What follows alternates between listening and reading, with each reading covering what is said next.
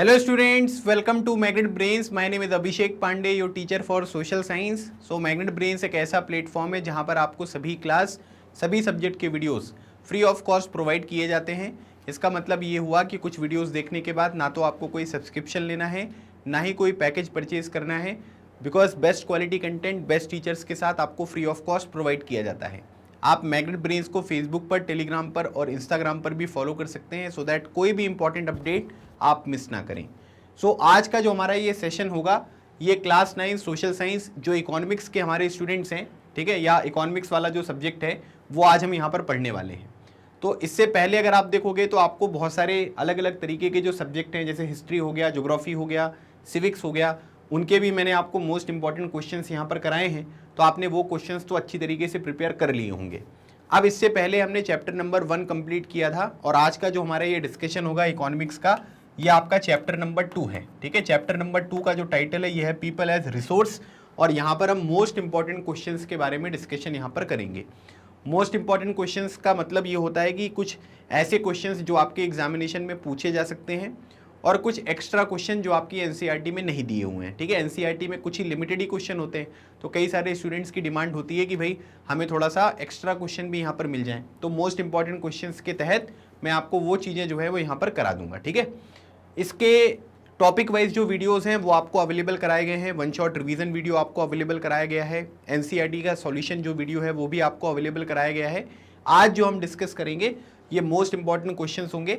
तो जिन लोगों ने वन शॉट रिवीजन वीडियो नहीं देखा है वो आप एक बार देख लेना, है ना, क्योंकि वो चैप्टर जो है वो आपको समझ में आना चाहिए। क्वेश्चन आंसर करने से पहले जब तक चैप्टर आप नहीं समझोगे तब तक यहाँ पर क्या है कि क्वेश्चन आंसर करने का कोई मतलब नहीं होगा, क्योंकि फिर आपको सब कुछ याद करना पड़ेगा। और अब याद करने की उम्र चली गई है।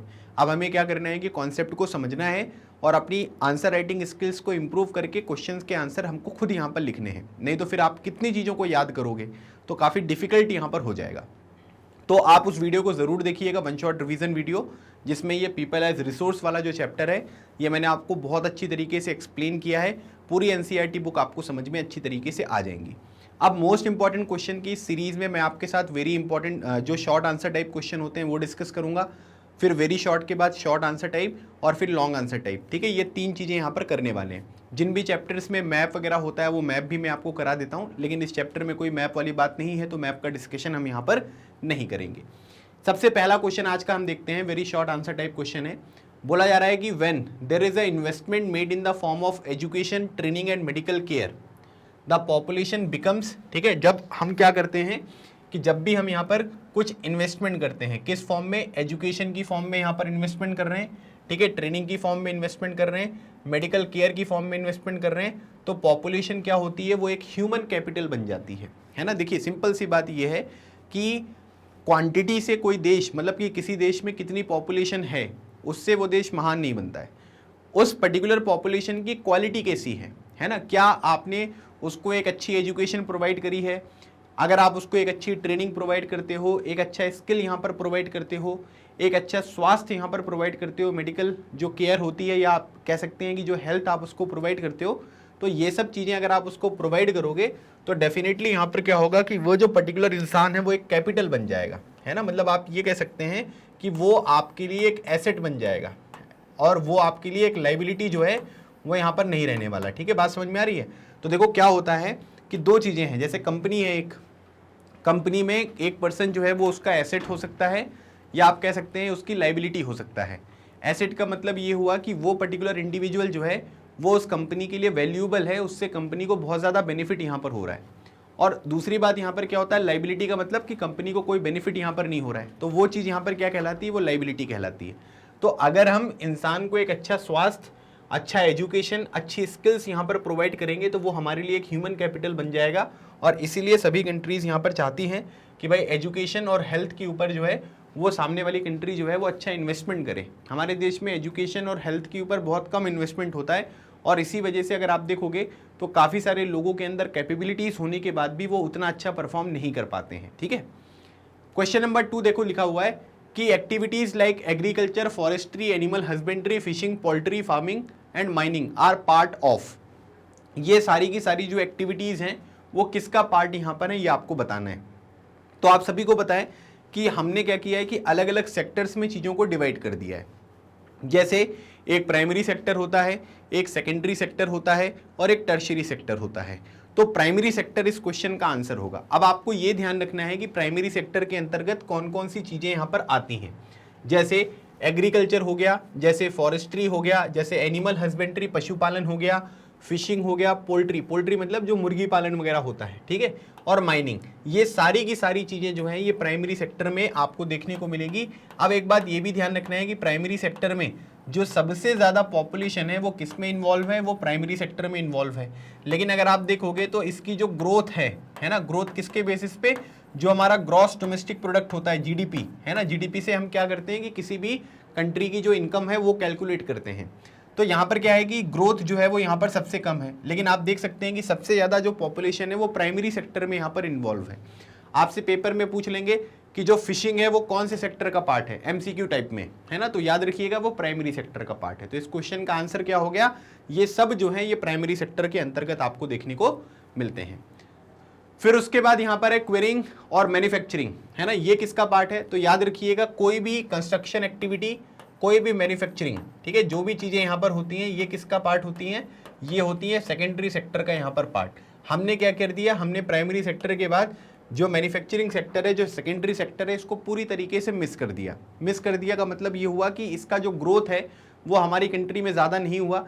हमने प्राइमरी के ऊपर काम किया और फिर डायरेक्टली जो है वो हम टर्शरी सेक्टर के ऊपर आ गए, और इसी वजह से मैन्युफैक्चरिंग के लिए जो है वो भारत में उतना बड़ा स्कोप अब देखने को नहीं मिल रहा है, क्योंकि हम लोग दूसरी कंट्री के ऊपर डिपेंडेंट यहाँ पर हो गए थे। अब हमने अलग अलग तरीके के मिशंस यहाँ पर चलाए हैं, लेकिन आप ये कह सकते हैं कि थोड़ा समय लगेगा इसके रिजल्ट को देखने में, है ना। लेकिन चाइना ने मैन्युफैक्चरिंग सेक्टर पे बहुत काम किया, और इसी वजह से चाइना जो है जो भी इंपॉर्टेंट मैन्युफैक्चरिंग की जाती है चीज़ों की, उसका एक हब यहाँ पर बना हुआ है ना, मतलब जहाँ पर पूरा का पूरा प्रोडक्शन वाला काम देखने को मिलेगा। तो क्वेरिंग और जो ये मैन्युफैक्चरिंग वगैरह होता है, ये सब चीज़ें किसके अंतर्गत आती हैं, ये सब चीज़ें आपके सेकेंडरी सेक्टर के अंतर्गत आती हैं। अगला क्वेश्चन देखिए दिया हुआ है कि व्हाट डू यू मीन। अच्छा, अब एक बात ये भी ध्यान रख लेना कि मैं आपको टर्शरी सेक्टर, है ना, जो टर्शरी सेक्टर है, ठीक है, इसके बारे में भी यहाँ पर बता देता हूँ। जो टर्शरी सेक्टर है इसके अंतर्गत क्या क्या आएगा, जैसे मान लीजिए कि ट्रांसपोर्ट हो गया, है ना, ट्रांसपोर्ट हो गया। उसके बाद यहाँ पर क्या है कि बैंकिंग हो गया, है ना, बैंकिंग वाली जो चीज़ें होती हैं। फिर उसके बाद कम्युनिकेशन हो गया, ठीक है, जो भी आपकी कम्युनिकेशन वगैरह होता है वो हो गया, ठीक है। फिर उसके बाद जो टूरिज्म इंडस्ट्री वगैरह होती है, ये सब चीज़ें क्या हैं कि जिसमें आपको सर्विसेज मिलती हैं, है ना, क्योंकि टर्शरी जो सेक्टर होता है इसको हम सर्विसेज सेक्टर भी जो है वो यहाँ पर कहते हैं, ठीक है। तो टर्शरी सेक्टर के अंतर्गत ये सब चीज़ें हैं, तो ये क्या है, ये टर्शरी सेक्टर में आती हैं, मतलब जितनी भी जॉब्स वाली चीज़ें होती हैं ना, वो सब चीज़ें आपको टर्शरी सेक्टर में देखने को मिलती हैं। चलिए क्वेश्चन नंबर 4 देखिए, बोला गया है what do you mean by death rate, है ना। डेथ रेट जो है वो यहाँ पर क्या होगा ये आपको बताना है, ठीक है, डेथ रेट की डेफिनेशन बतानी है। देखिए मैंने आपको एक चीज़ बताया था कि किसी भी कंट्री की जो पॉपुलेशन होती है ना, मतलब कोई भी एरिया की पॉपुलेशन अगर मान लीजिए, तो ये 3 इंपॉर्टेंट फैक्टर्स के ऊपर डिपेंड करती है, ठीक है। पहली बात यहाँ पर क्या है, पहली बात हो गया आपका बर्थ रेट, है ना, कि कितने बच्चों का जन्म हो रहा है। दूसरी बात अगर हम देखेंगे तो ये हो गया आपका डेथ रेट, है ना, कितने लोगों की यहाँ पर डेथ हो रही है। और तीसरी बात यहाँ पर होती है माइग्रेशन, है ना, कि भाई कौन कहाँ से कहाँ की तरफ माइग्रेट कर रहा है। तो अब यहाँ पर बात हो रही है कि जो डेथ रेट है वो यहाँ पर क्या है। तो डेथ रेट का मतलब है कि death rate is the number of people पर 1000 who died during a particular period of time, मतलब कि 1000 लोगों में कितने लोगों की यहाँ पर डेथ हो रही है, उसको हम क्या बोलते हैं, उसको बोलते हैं हम यहाँ पर डेथ रेट। पहले अगर आप देखोगे पुराने टाइम पीरियड पर हमारा जो मेडिकल एडवांसमेंट था वो उतना ज़्यादा नहीं था, है ना, मेडिकल फैसिलिटीज़ उतनी अवेलेबल नहीं थी, तो लोग 40 साल में 42 साल में जो है उनकी डेथ यहाँ पर हो जाती थी। लेकिन आज के टाइम पीरियड पर जो नॉर्मल यहाँ पर लाइफ एक्सपेक्टेंसी है ना, जो जीने की उम्र आप देखोगे एवरेज वो 60 से 70 साल तक आपको पहुँचती हुई यहाँ पर दिखाई दे रही है। तो इसका मतलब ये हुआ कि हमने मेडिकल की फील्ड में जो है वो काफ़ी अच्छा यहाँ पर काम किया, और इसी वजह से ये सारी चीज़ें जो हैं वो आपको लगातार ये जो आपकी एज वगैरह है ये इंप्रूव होती हुई दिखाई दे रही है। डेथ रेट भी यहाँ पर कम हो गया है, ठीक है।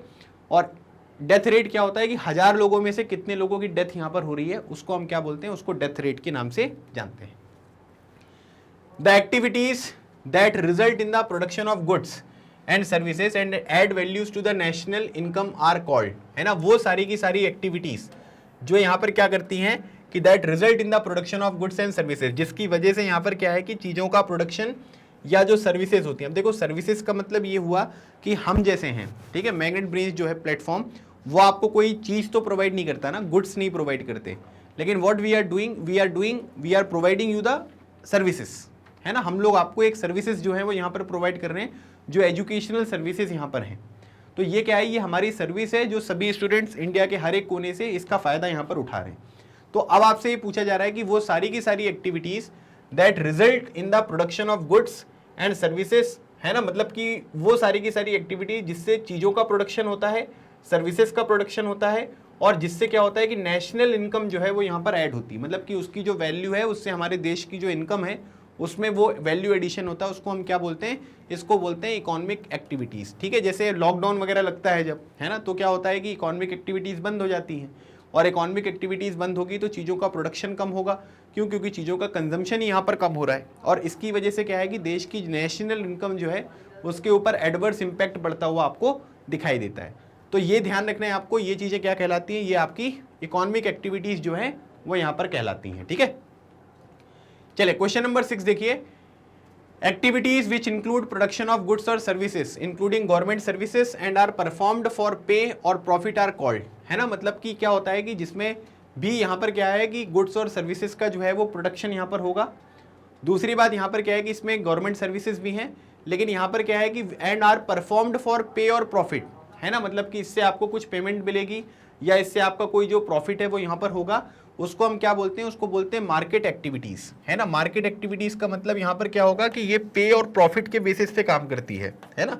जो प्रॉफिट वगैरह है वो काम करेगी कि भाई इस चीज़ को अगर हम मार्केट में लेकर आएंगे, है ना, तो उससे हमको कितना बेनिफिट होने वाला है, वो चीज़ें यहाँ पर मार्केट एक्टिविटीज़ की कैटेगरी में आपको देखने को मिलती हैं। ठीक है, तो ये छोटी छोटी सी डेफिनेशंस हैं।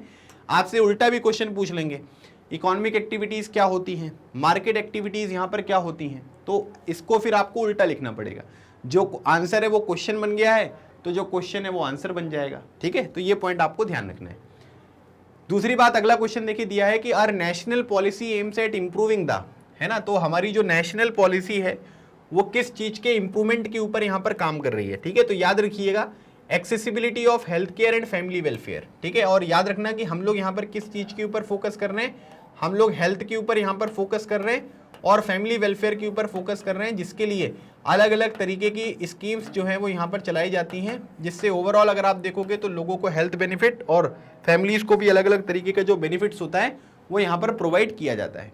तो हमारी नेशनल पॉलिसी ये एम करती है कि हेल्थ वेलफेयर और फैमिली वेलफेयर जो है वो लोगों का यहाँ पर होना चाहिए, है ना, और इस तरीके के जो बेनिफिट होते हैं उसको पहुँचाने के लिए हम लोग यहाँ पर क्या कर रहे हैं कि जो हमारी गवर्नमेंट है वो यहाँ पर काम कर रही है। ठीक है, चलिए क्वेश्चन नंबर 8 देखिए, the workforce population of India includes people from the age group of. ठीक है, वर्कफोर्स मतलब जिन लोगों को हम क्या समझते हैं कि ये यहाँ पर ये वर्किंग क्लास है ना, तो कई बार मैंने आपको बताया हुआ है कि भाई 15 साल से जिसकी उम्र कम है ना, वो वर्कफोर्स कैटेगरी में नहीं आएगी, और उसके बाद यहाँ पर 59 ईयर से जिसकी एज ज़्यादा है वो वर्कफोर्स कैटेगरी में नहीं आएगा। क्यों, क्योंकि यहाँ पर क्या है कि वो लोग जो है वो वॉलंटरी काम कर सकते हैं। अगर 59 ईयर्स के बाद भी कोई काम कर रहा है तो वो वॉलंटरी है, कोई उनको फोर्स नहीं कर सकता है कि आपको काम करना है। वैसे फोर्स तो कोई किसी को नहीं कर सकता है, लेकिन वो वॉलंटरी यहाँ पर होता है।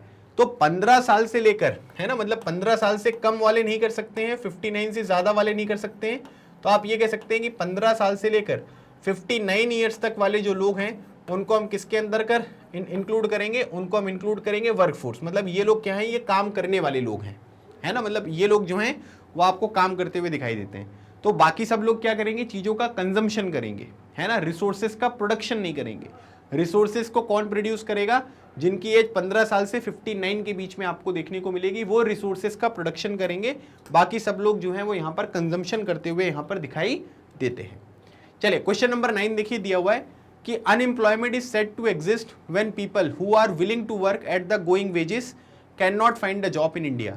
It is of 2 types in rural areas. ठीक है, मतलब कि जो रूरल एरियाज होते हैं, जैसे अनएम्प्लॉयमेंट की डेफिनेशन आप देख लेना। सबसे पहले अनएम्प्लॉयमेंट का डेफिनेशन का मतलब ये हुआ कि जो लोग काम करना चाहते हैं, है ना, ऐसा नहीं कि मैं घर में बैठ के प्रिपरेशन कर रहा हूँ किसी एग्जामिनेशन की और लोग मुझे अनएम्प्लॉयड बोल देंगे, है ना, तो अनएम्प्लॉयड बोल देंगे तो फिर क्या होगा, फिर लड़ाई हो जाएगी, है ना, ऐसे कैसे बोल दिया अनएम्प्लॉयड आपने, है ना। अनएम्प्लॉयमेंट का मतलब ये होता है कि भाई आप यहाँ पर काम करने के लिए रेडी हो, आप काम करने की सर्च में जा रहे हो, आप नौकरी ढूंढ रहे हो और आप जितना भी पेमेंट वो दे सकते हैं उसमें दे रहे हो, लेकिन आपको नौकरी नहीं मिल रही है। तो ये चीज़ क्या कहलाती है, ये चीज़ कहलाती है अनएम्प्लॉयमेंट।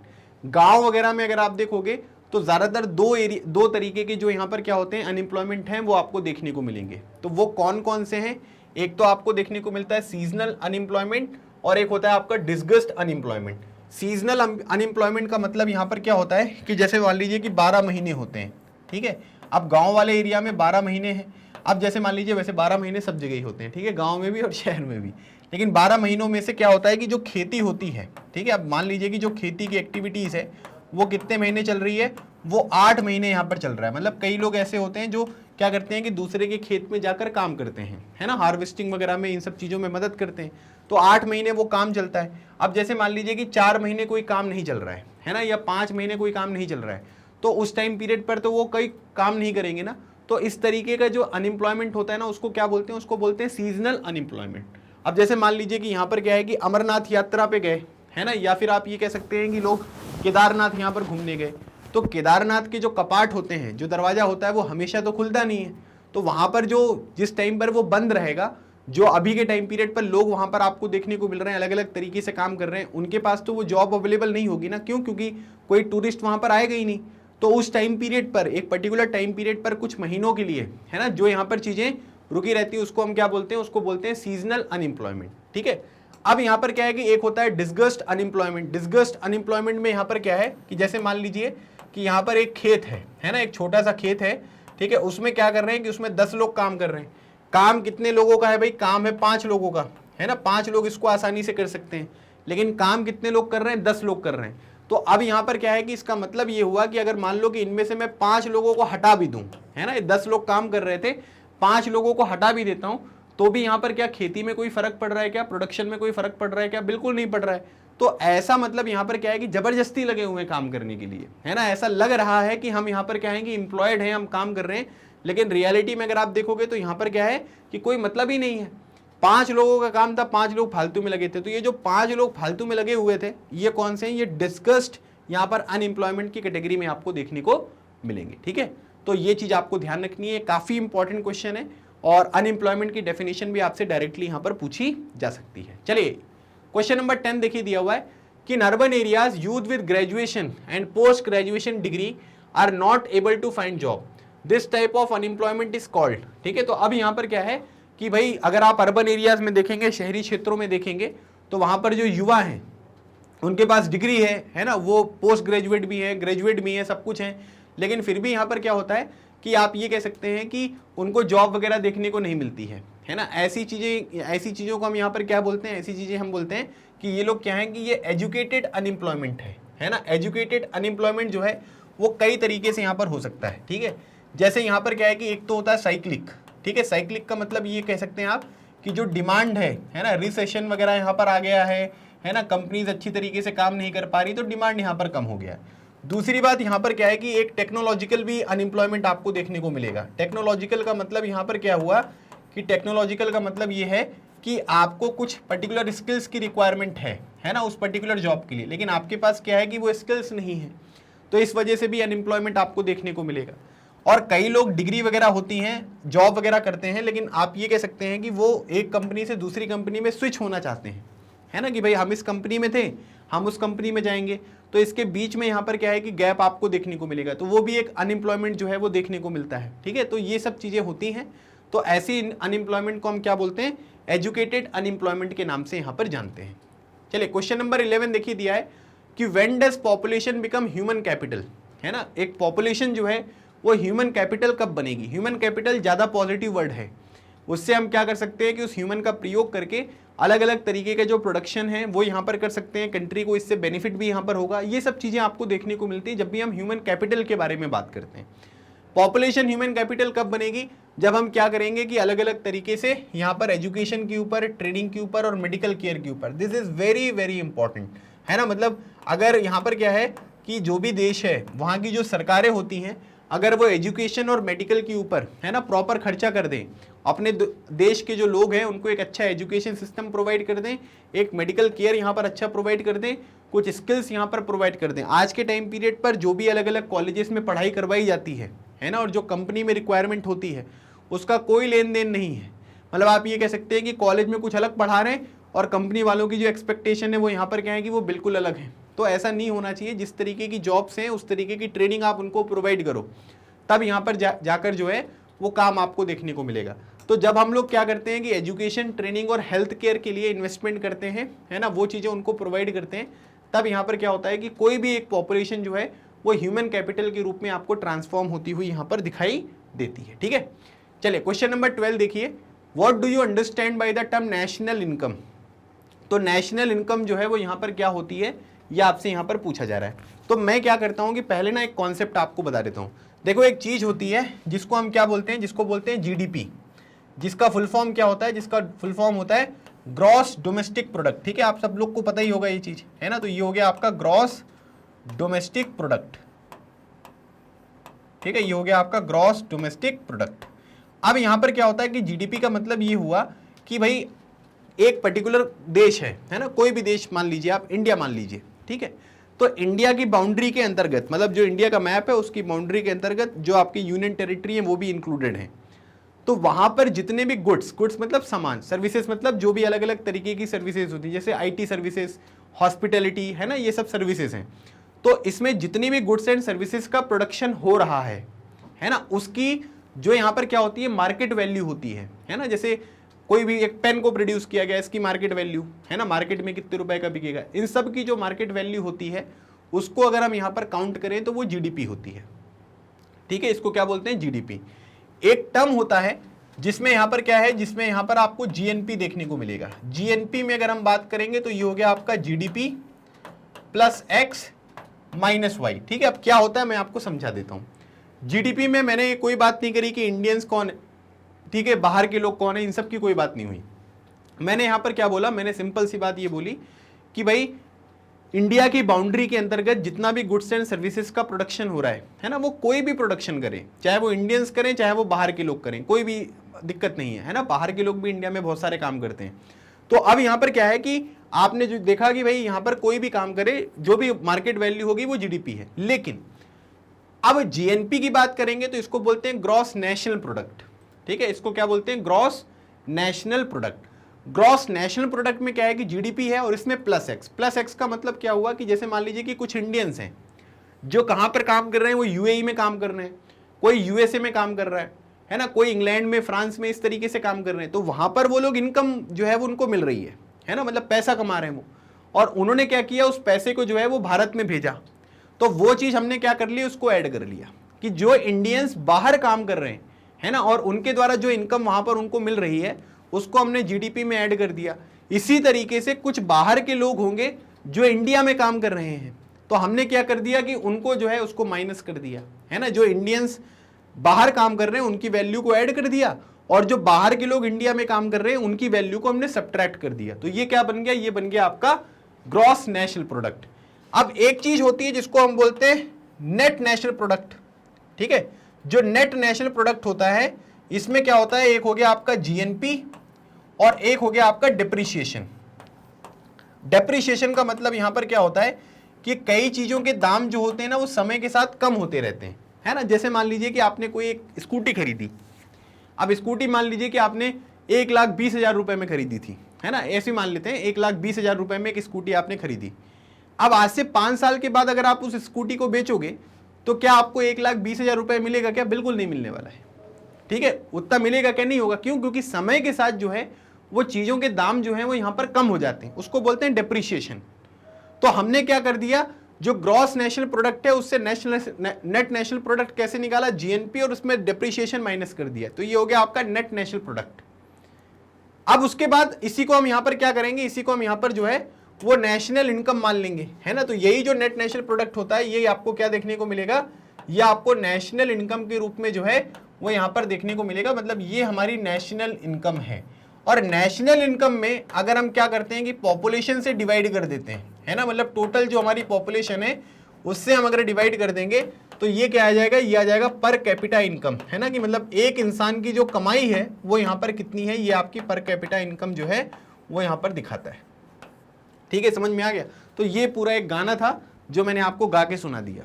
ठीक है, अब आप इसको क्या करिएगा, याद रखिएगा, तो जीवन भर आपके काम आएगा। सो बोला जा रहा है कि national income is the sum of total income of goods and services produced in a country during a financial year, है ना। ये बहुत ही प्यारी सी छोटी सी डेफिनेशन है, लेकिन मैंने इसका पूरा का पूरा आपको इतिहास बता दिया कि कैसे ये चीज़ें यहाँ पर जो है वो कैलकुलेट की जाती हैं। तो नेशनल इनकम का मतलब ये हुआ कि जितनी भी गुड्स एंड सर्विसेज प्रोड्यूस करी जाएंगी, है ना, उनकी जो total, what is the income of sum of total income of goods and services, market value पे जो भी चीज़ें जब उनको हम बेचेंगे तो हमको कितना पैसा मिलेगा, उसके बेसिस पे हमने क्या कर लिया कि ये फाइनेंशियल ईयर मतलब जो 1 अप्रैल से लेकर 31 मार्च तक चलता है, याद रखना भाई, है ना, 1 अप्रैल से लेकर 31 मार्च जो है ये क्या है, ये हमारा फाइनेंशियल ईयर होता है, ठीक है। तो इसीलिए क्या होता है कि इसमें जितना भी चीज़ें प्रोड्यूस करी है उनकी मार्केट वैल्यू का सम जो है वो नेशनल इनकम यहाँ पर कहलाएगा। Next, what is infant mortality rate, ठीक है। तो इन्फेंट मोर्टेलिटी रेट जो है वो यहाँ पर क्या होता है, देखो कई बार क्या है कि छोटे बच्चों का जन्म होता है ना, छोटे बच्चों का जन्म होता है, उसके बाद उनकी डेथ हो जाती है अलग अलग तरीके से। पहले जो था ये क्या था कि इन्फेंट मोर्टेलिटी रेट जो है वो बहुत ज़्यादा था भारत में, और साथ ही साथ जो मैटरनल मोर्टेलिटी रेट होता है, मैटरनल मोर्टेलिटी रेट मतलब जो माताएं हैं जो बच्चों को जन्म देती है और उनके बाद उनकी डेथ हो जाती है, तो ये दोनों चीज़ें बहुत ज़्यादा क्या थी कि वो स्थिति बहुत गंभीर थी। तो हमने यहाँ पर क्या सोचा है, हमने टारगेट भी किया है कि जो इन्फेंट मोर्टेलिटी रेट है और साथ ही साथ जो मैटरनल मोर्टेलिटी रेट है, इन दोनों चीज़ों को हम क्या करेंगे कि कम करेंगे। तो इन्फेंट मोर्टेलिटी रेट मतलब होता है कि अगर मान लीजिए कि बच्चा है जिसका जन्म हुआ है और उसकी अगर डेथ यहाँ पर क्या हो रही है 1 ईयर ऑफ एज तक हो जा रही है, मतलब कि 1 साल के अंदर अगर उसकी मान लीजिए कि डेथ होती है ना, जैसे किसी का जन्म, एक बच्चा है जिसका जन्म कब हुआ, वो 15 अगस्त 1947 को हुआ, है ना, तो अगर मान लीजिए कि उसकी डेथ जो है वो 15 अगस्त 1948 से पहले यहाँ पर हो जाएगी, तो उसको हम क्या बोलेंगे, उसको बोलेंगे इन्फेंट मोर्टेलिटी रेट, क्योंकि वो बच्चा ही है, इन्फेंट है वो अभी, तो उसकी डेथ को जो है वो इन्फेंट मोर्टेलिटी रेट कहते हैं। भारत में लगातार ये नंबर कम करना है, अभी भी हमने बहुत कम कर लिया, लेकिन लगातार सरकार कोशिश कर रही है कि इस चीज़ों को हम जो है वो कंट्रोल करें। मैटरनल मोर्टेलिटी रेट मतलब ये होता है कि वो फीमेल्स जो प्रेगनेंसी के दौरान या प्रेगनेंसी के बाद, ठीक है, जो उनकी डेथ यहाँ पर होती है वो अब, या डिलीवरी के दौरान जिनकी डेथ हो जाती है, उसको हम मैटरनल मोर्टेलिटी रेट कहते हैं। उस चीज़ को भी हमको रिड्यूस यहाँ पर करना है, और इसीलिए रिकमेंड किया जाता है कि भाई हॉस्पिटल्स वगैरह में डिलीवरी यहाँ पर होनी चाहिए, है ना, क्योंकि वो चीज़ें जो हैं वो आपको सेफ देखने को मिलेगी। चलो भाई, how can a large population be turn into a productive asset, ठीक है। तो सिंपल सी बात है कि आप क्या करिए, making investment in human capital, है ना, मतलब आप इन्वेस्टमेंट करो, किस किस चीज़ में करोगे भाई, आप यहाँ पर हेल्थ के ऊपर करोगे, आप यहाँ पर उनको स्किल्स प्रोवाइड करोगे, है ना, आप उनको एक अच्छा एजुकेशन प्रोवाइड करोगे, तब क्या कर सकते हो कि एक पॉपुलेशन जो है उसको यहाँ पर क्या करेंगे, हम लोग बोलेंगे कि भाई एक प्रोडक्टिव एसेट में जो है वो यहाँ पर क्या कर दो कि वो चीज़ें को बदल दो। लोगों को अवेयर करना पड़ेगा। अभी यहाँ पर मान लीजिए कि जो लोग, जिनके पास हेल्थ स्किल और एजुकेशन नहीं है, उनको बोल दो कि मंत्री जी आ रहे हैं, उनकी रैली है ना, तो सब लोग क्या करेंगे, तिरंगा लेके पहुँच जाएंगे, है ना, तिरंगा मतलब भारत देश का भी झंडा, और वो पॉलिटिकल पार्टी है उनका भी, और उनको बोल देंगे कि कचौड़ी भी मिलेगी, समोसा भी मिलेगा, है ना, पूरा गांव उठ के चला आएगा। और उसके बाद किसी को अगर ये कह देंगे कि भाई आप सब लोगों को चलना है, वहाँ पर स्किल डेवलपमेंट होगा, और अगर आप वो चीज़ें सीख लोगे ना तो आपको जो है वो नौकरी यहाँ पर मिल जाएंगी, है ना। तो बातें ऐसी करेंगे जैसे यहाँ पर क्या है कि वही प्रधानमंत्री हैं, लेकिन कोई स्किल डेवलपमेंट के लिए जो है वो यहाँ पर नहीं आने वाला है, समोसा कचौड़ी खाने के लिए लोग यहाँ पर चले आएंगे, ठीक है। ये हार्श रियलिटी है, मैं जानता हूँ आप में से कई लोगों को बुरा लगेगा, लेकिन ऐसे ही होता है हमारे देश में, ठीक है। आप कहीं पर भी देख लो, जो लोग एजुकेटेड हैं, आप जैसे मेरे जैसे, उनको आपने किसी झंडे लेकर जो है वो किसी रैली में जाते हुए नहीं देखा होगा। रैली में कौन जाता है, जो यहाँ पर क्या है कि ह्यूमन कैपिटल नहीं है, जिनके पास स्किल्स नहीं है, जिनके पास नॉलेज नहीं है, जिनके पास अवेयरनेस नहीं है, वो लोग वहाँ पर आपको जाते हुए दिखाई देंगे, ठीक है। कई बार क्या है कि जो पढ़े लिखे लोग होते हैं वो भी यहाँ पर जाते हैं, लेकिन ज़्यादातर जो है वो आपको देखने को नहीं। हमारे देश में जो कम्युनल राइट्स होते हैं, जो धर्म के नाम पर दंगे आपको देखने को मिलते हैं, कभी भी देख लेना, उनमें जो लोग मारे जाते हैं ना, वो बड़े लोग, पढ़े लिखे लोग नहीं मारे जाते। वो लोग कौन मारे जाते हैं, कौन लड़ाई करते हैं, वही लोग होते हैं जिनके पास एजुकेशन कम होती है, जिनके पास स्किल्स नहीं है, वही जो गरीब तबका यहाँ पर सोसाइटी का, वही आपको देखने को मिलेगा, क्योंकि उनको उकसाना जो है वो आसान रहता है, ठीक है। चलिए क्वेश्चन नंबर 15 देखो, दिया हुआ है कि what do you understand by the seasonal unemployment. तो सीजनल अनएम्प्लॉयमेंट क्या होता है, अभी मैंने आपको बेसिक्स में यहाँ पर चीज़ें जो है वो आपको समझाई थी, अब आपको डेफिनेशन इसके ऊपर लिखनी है, मतलब शब्दों में आपको ये बताना है कि सीजनल अनएम्प्लॉयमेंट क्या होता है, ये चीज़ आपको यहाँ पर क्लियर कट डेफिनेशन लिखनी है। तो अब इसमें अगर आप देखोगे तो मैंने आपको समझा तो दिया ही है कि सीजनल अनएम्प्लॉयमेंट क्या होता है। तो बोला जा रहा है कि people find work at a time of sowing, harvesting and weeding, not wedding, ठीक है, वेडिंग शादी की बात याद आ गई है, weeding etcetera, but rest of the year they are unemployed, this is called seasonal unemployment, ठीक है। मतलब कि बाकी के समय जब यहाँ पर काम है तब काम मिल रहा है, बाकी समय क्या है कि काम नहीं है, तो काम यहाँ पर नहीं मिलेगा। तो इसको हम क्या बोलते हैं, इसको हम सीजनल अनएम्प्लॉयमेंट के नाम से जो है वो यहाँ पर जानते हैं। ठीक है, तो ये पॉइंट आपको ध्यान रखना है। चलिए आगे बढ़ते हैं। क्वेश्चन नंबर 16 दिया हुआ है कि how can infant mortality be reduced. Infant mortality का मतलब यहाँ पर क्या हुआ कि जितने बच्चों का जन्म यहाँ पर क्या हो रहा है कि 1 ईयर एज से पहले यहाँ पर हो जा रहा है, उनको हम क्या बोलते हैं, उनको बोलते हैं इन्फेंट मोर्टेलिटी। तो infant mortality can be reduced by protection of children from infection, ensuring the nutrition of both the mother and the child and child care, है ना। तो अब यहाँ पर क्या है कि बच्चों को अगर हमको देखो यहाँ पर करना है तो एक तो ये भी चीज़ है कि वैक्सीनेशन होना चाहिए, है ना। बच्चों के जन्म के बाद उनका वैक्सीनेशन करना है। साथ ही साथ यहाँ पर क्या है कि जो भी यहाँ पर इन्फेक्शन वगैरह होते हैं, इन्फेक्शन से माता को और बच्चे को दोनों को बचाना है और न्यूट्रिशन प्रोवाइड करना है ताकि बच्चों के ओवरऑल डेवलपमेंट में यहाँ पर कोई नुकसान आपको देखने को ना मिले। तो वो चीज़ यहाँ पर कहलाती है क्या, इन्फेंट मोर्टेलिटी। तो इस पॉइंट को भी आपको ध्यान रखना है।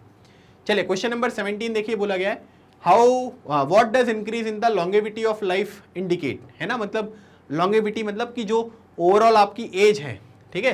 तो आप यहाँ पर ये कह सकते हैं सबसे इंपॉर्टेंट चीज़ जो है वो लॉन्गेविटी ऑफ लाइफ का मतलब यहाँ पर ये हुआ कि भाई आपकी जो ओवरऑल यहाँ पर एज है, ठीक है, वो यहाँ पर क्या हो रही है कि वो ज़्यादा हो गई है, मतलब ज़्यादा समय तक आपका जीवन जो है वो यहाँ पर चल रहा है। तो ये क्या जो है आप ये कह सकते हैं कि वो इंडिकेट कर रहा है। तो इसका मतलब ये है कि गुड क्वालिटी ऑफ लाइफ, है ना। गुड क्वालिटी ऑफ लाइफ का मतलब आप जो आपका जो खान पान है, जो रहन सहन है, आपकी जो फिजिकल एक्टिविटीज़ हैं, वो सब चीज़ें आपको देखने को मिल रहा है। और साथ ही साथ फिर क्या होगा कि अगर हम फिजिकली फिट रहते हैं तो ऑब्वियसली हमारा जो सेल्फ कॉन्फिडेंस है वो भी एक अलग लेवल पर आपको देखने को मिलेगा। तो लॉन्गेविटी का मतलब ये है कि ओवरऑल जो आपका एज है वो भी यहाँ पर बढ़ गया है। और साथ ही साथ आप ये कह सकते हैं कि हमने जो साइंस के सेक्टर में, मेडिकल के सेक्टर में जो ओवरऑल यहाँ पर क्या किया है, ग्रोथ करी है ना, वो भी चीज़ यहाँ पर ये शो करेगा कि भाई इस तरीके से यहाँ पर टोटल जो डेवलपमेंट है वो यहाँ पर हो रहा है।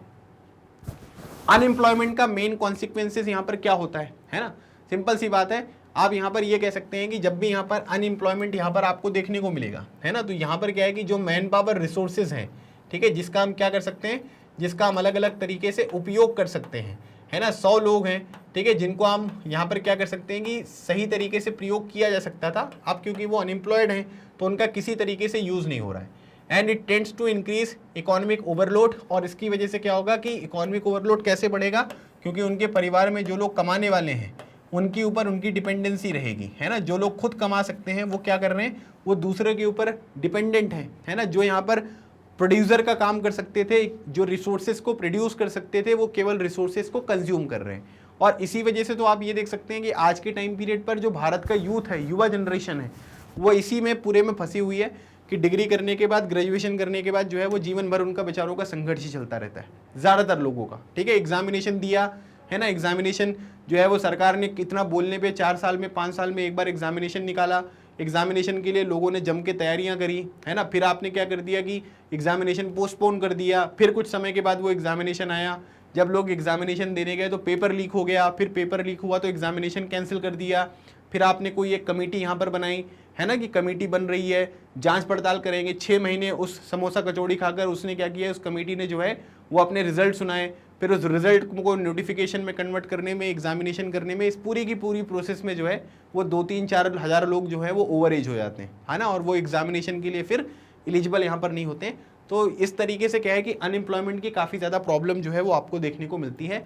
इंडिविजुअल लेवल पर भी देखोगे तो लोगों का कॉन्फिडेंस यहाँ पर जो है वो लूज़ होता है, फ्रस्ट्रेशन यहाँ पर होती है, काफ़ी सारी प्रॉब्लम्स जो हैं वो आपको देखने को मिलती हैं। बर्थ रेट यहाँ पर क्या है भाई, सिंपल सी बात है। So birth rate is the number of babies born for every 1000 people during a particular period of time, ठीक है। जैसे डेथ रेट था, डेथ रेट में क्या था, 1000 लोगों में से कितने लोगों की डेथ होती है, वैसे ही 1000 लोगों में कितने लोगों का जो बर्थ होता है वो यहाँ पर क्या होता है, उसको हम यहाँ पर बर्थ रेट कहते हैं, ठीक है। तो दोनों डेफिनेशन 1-1, 2-2 नंबर में पूछी जा सकती हैं। तो इसका आपको इस तरीके से जो आंसर है वो यहाँ पर देना है। चले क्वेश्चन नंबर 20 देखिए, दिया हुआ है कि when we refer to a person as a resource we are referring to which of either skill. जब हम एक पर्सन को जो है वो एक रिसोर्स कह रहे हैं कि भाई ये पर्सन जो है वो बहुत रिसोर्सफुल है, इसको हम रिसोर्स यहाँ पर मान सकते हैं। तो इसका मतलब है कि उस पर्सन की हम कौन सी स्किल्स को जो है वो यहाँ पर क्या कर रहे हैं कि रिफर कर रहे हैं, है ना। मतलब किस स्किल्स के बारे में यहाँ पर बात की जा रही है।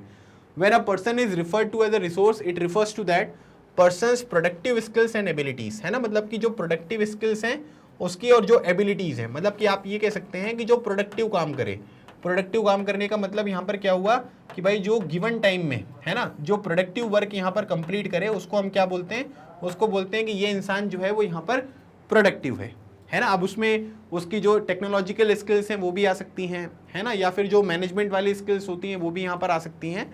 मतलब कि सिंपल सी बात यहाँ पर ये है कि जब भी हम किसी पर्सन को यहाँ पर एक रिसोर्स रिफ़र कर रहे हैं, इसका मतलब हम उसकी प्रोडक्टिव स्किल्स और जो उसकी एबिलिटीज़ होती हैं, है ना, उनके बारे में बात कर रहे हैं कि ये इंसान जो है वो बाकी लोगों से बेहतर यहाँ पर काम कर सकता है और हमारे जो ऑर्गेनाइजेशन है उसके लिए एक एसेट बन सकता है रदर एक एबिलिटीज़ के, जो लाइबिलिटीज़ होते हैं उसके। क्वेश्चन नंबर 21 देखिए, what is the main purpose of mid day meal scheme, है ना। सबसे पहले तो मुझे ये बताओ कमेंट सेक्शन में कि मिड डे मील जो स्कीम है ये कब स्टार्ट हुई थी। ठीक है, बहुत देर से मैं आपको पढ़ा रहा हूँ। ठीक है, अब एक क्वेश्चन मैं आपसे पूछ ही लेता हूँ कि जो मिड डे मील स्कीम है वो यहाँ पर क्यों जो है वो यहाँ पर मतलब कब स्टार्ट करी गई थी। देखो, मिड डे मील स्कीम का पर्पस यहाँ पर यह है कि बच्चों को अट्रैक्ट किया जाए, है ना, कि वो लोग क्या करें कि खाने के बहाने जो है वो स्कूल यहाँ पर आए। देखो वो क्या है कि न्यूट्रिशन प्रोवाइड करना, ये सब प्रोवाइड करना, वो सब तो बाद की बात है।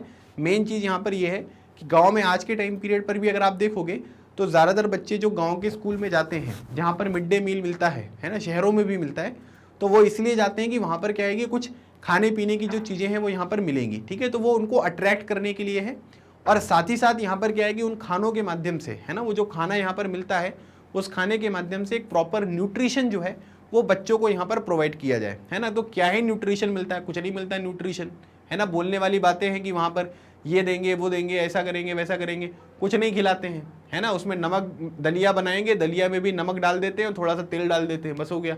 इस तरीके का खाना जो है वो मिड डे मील में खिलाया जाता है। लेकिन कई जगह पर अगर आप देखोगे तो चीज़ें जो हैं वो बहुत एक्सेप्शनल भी हैं, है ना, जहाँ पर आपको सही तरीके से चीज़ों को यहाँ पर प्रोवाइड किया जाता है।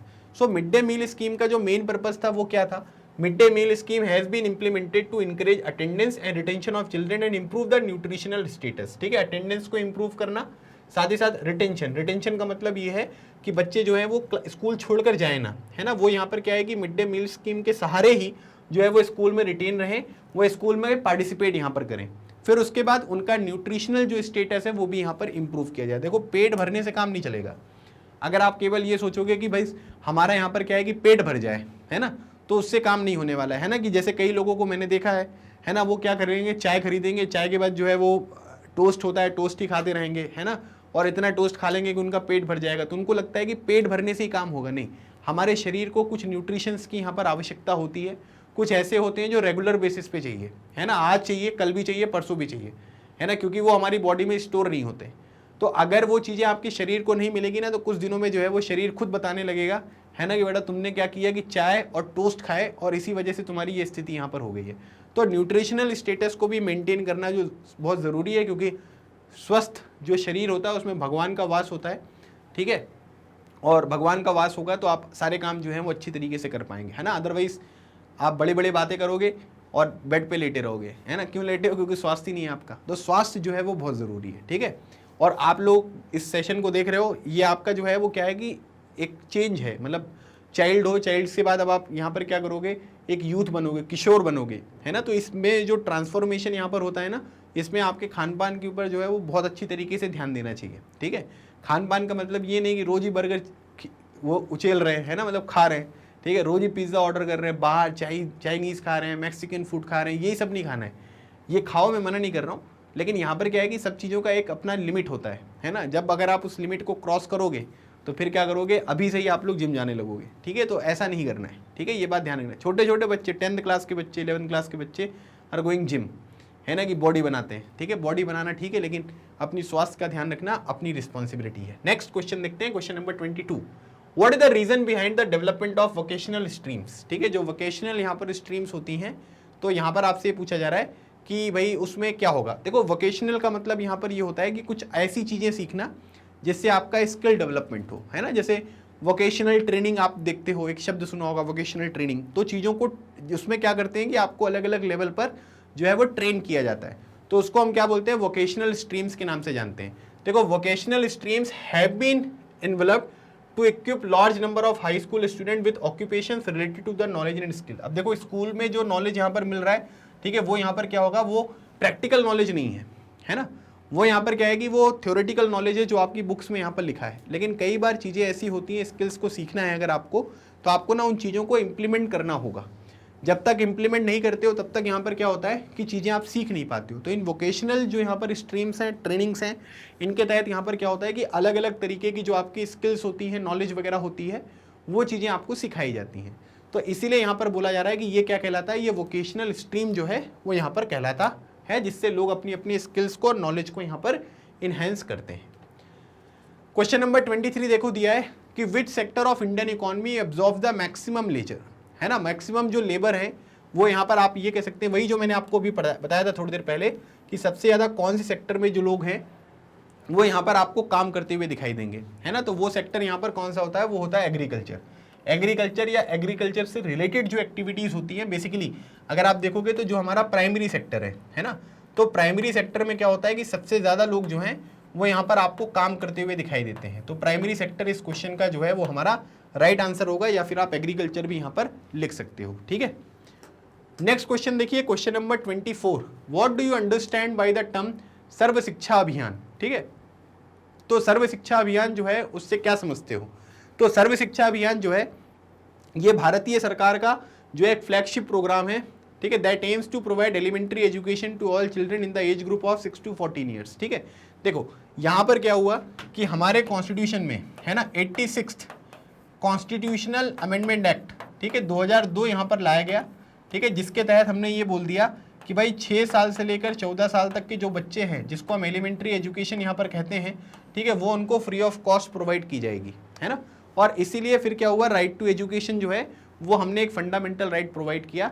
सर्व शिक्षा अभियान आपने कई बार देखा होगा, आप लोग इसको इंटरनेट पर सर्च भी करिएगा, ठीक है। सर्व शिक्षा अभियान जो है उसमें एक ये पेंसिल बनी रहती है, एक लड़का यहाँ बैठा रहता है और एक लड़की यहाँ बैठी रहती है, ठीक है। आपने इस तरीके का जो है एक लोगो जो है वो ज़रूर देखा होगा। तो वो उसमें क्या है कि एलिमेंट्री एजुकेशन जो है 6 साल से लेकर 14 साल तक के बच्चों को वो यहाँ पर फ्री एजुकेशन है। कहाँ पर, जो सरकारी स्कूल होते हैं। अब प्राइवेट स्कूल में आपको फ्री एजुकेशन नहीं मिलती है, ठीक है, ये भी आपको ध्यान रखना है। लेकिन फिर उसमें क्या है कि उसमें आपको अलग अलग जो सरकारी स्कूल होते हैं उसमें अलग अलग तरीके की फैसिलिटीज़ यहाँ पर प्रोवाइड की जाती हैं। What is the name of the school set in each district by the government for the talented students of a rural area, है ना। जो रूरल एरिया होते हैं, जो ग्रामीण क्षेत्र होते हैं, ठीक है, रूरल एरिया का मतलब होता है कि जो ग्रामीण क्षेत्र यहाँ पर आपको देखने को मिलेंगे, तो उन ग्रामीण क्षेत्र में, ठीक है, उन ग्रामीण क्षेत्र के जो टैलेंटेड यहाँ पर स्टूडेंट्स होते हैं, ठीक है, टैलेंटेड मतलब आप ये कह सकते हैं कि वो स्टूडेंट्स, ठीक है, जो यहाँ पर क्या करेंगे, थोड़ा सा पढ़ने वगैरह में अच्छे होते हैं, तो उनके लिए क्या किया गया है कि सभी जो डिस्ट्रिक्ट्स हैं, है ना, मतलब कोशिश की गई है कि जितने भी ज़िले हैं भारत के, वहाँ पर एक स्कूल जो है वो यहाँ पर प्रोवाइड किया जाए जिसमें फ्री एजुकेशन उनको दी जाती है। तो वो स्कूल कौन सा है, इसको बोलते हैं नवोदय विद्यालय, है ना। नवोदय विद्यालय को आपने एक दूसरे नाम से भी जाना होगा, ठीक है, जिसको बोलते हैं JNV, है ना। JNV का मतलब होता है जवाहर नवोदय विद्यालय।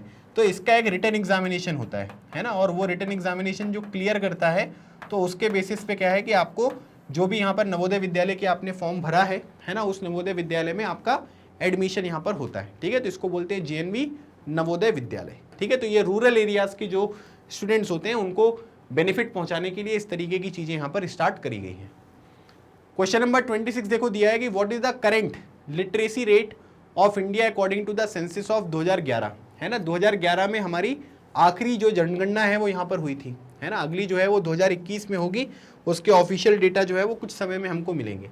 तो जो लिटरेसी रेट था भारत का वो कितना था, वो 74% था, ठीक है, याद रखना 74% जो है यह आपको देखने को मिलेगा, ठीक है। अब उसके बाद यहाँ पर क्या है कि भाई यहाँ पर जो बेस्ट स्टेट है जो एजुकेशन के मामले में, और एक यहाँ पर क्या है कि ये वर्स्ट स्टेट है जो एजुकेशन के मामले में।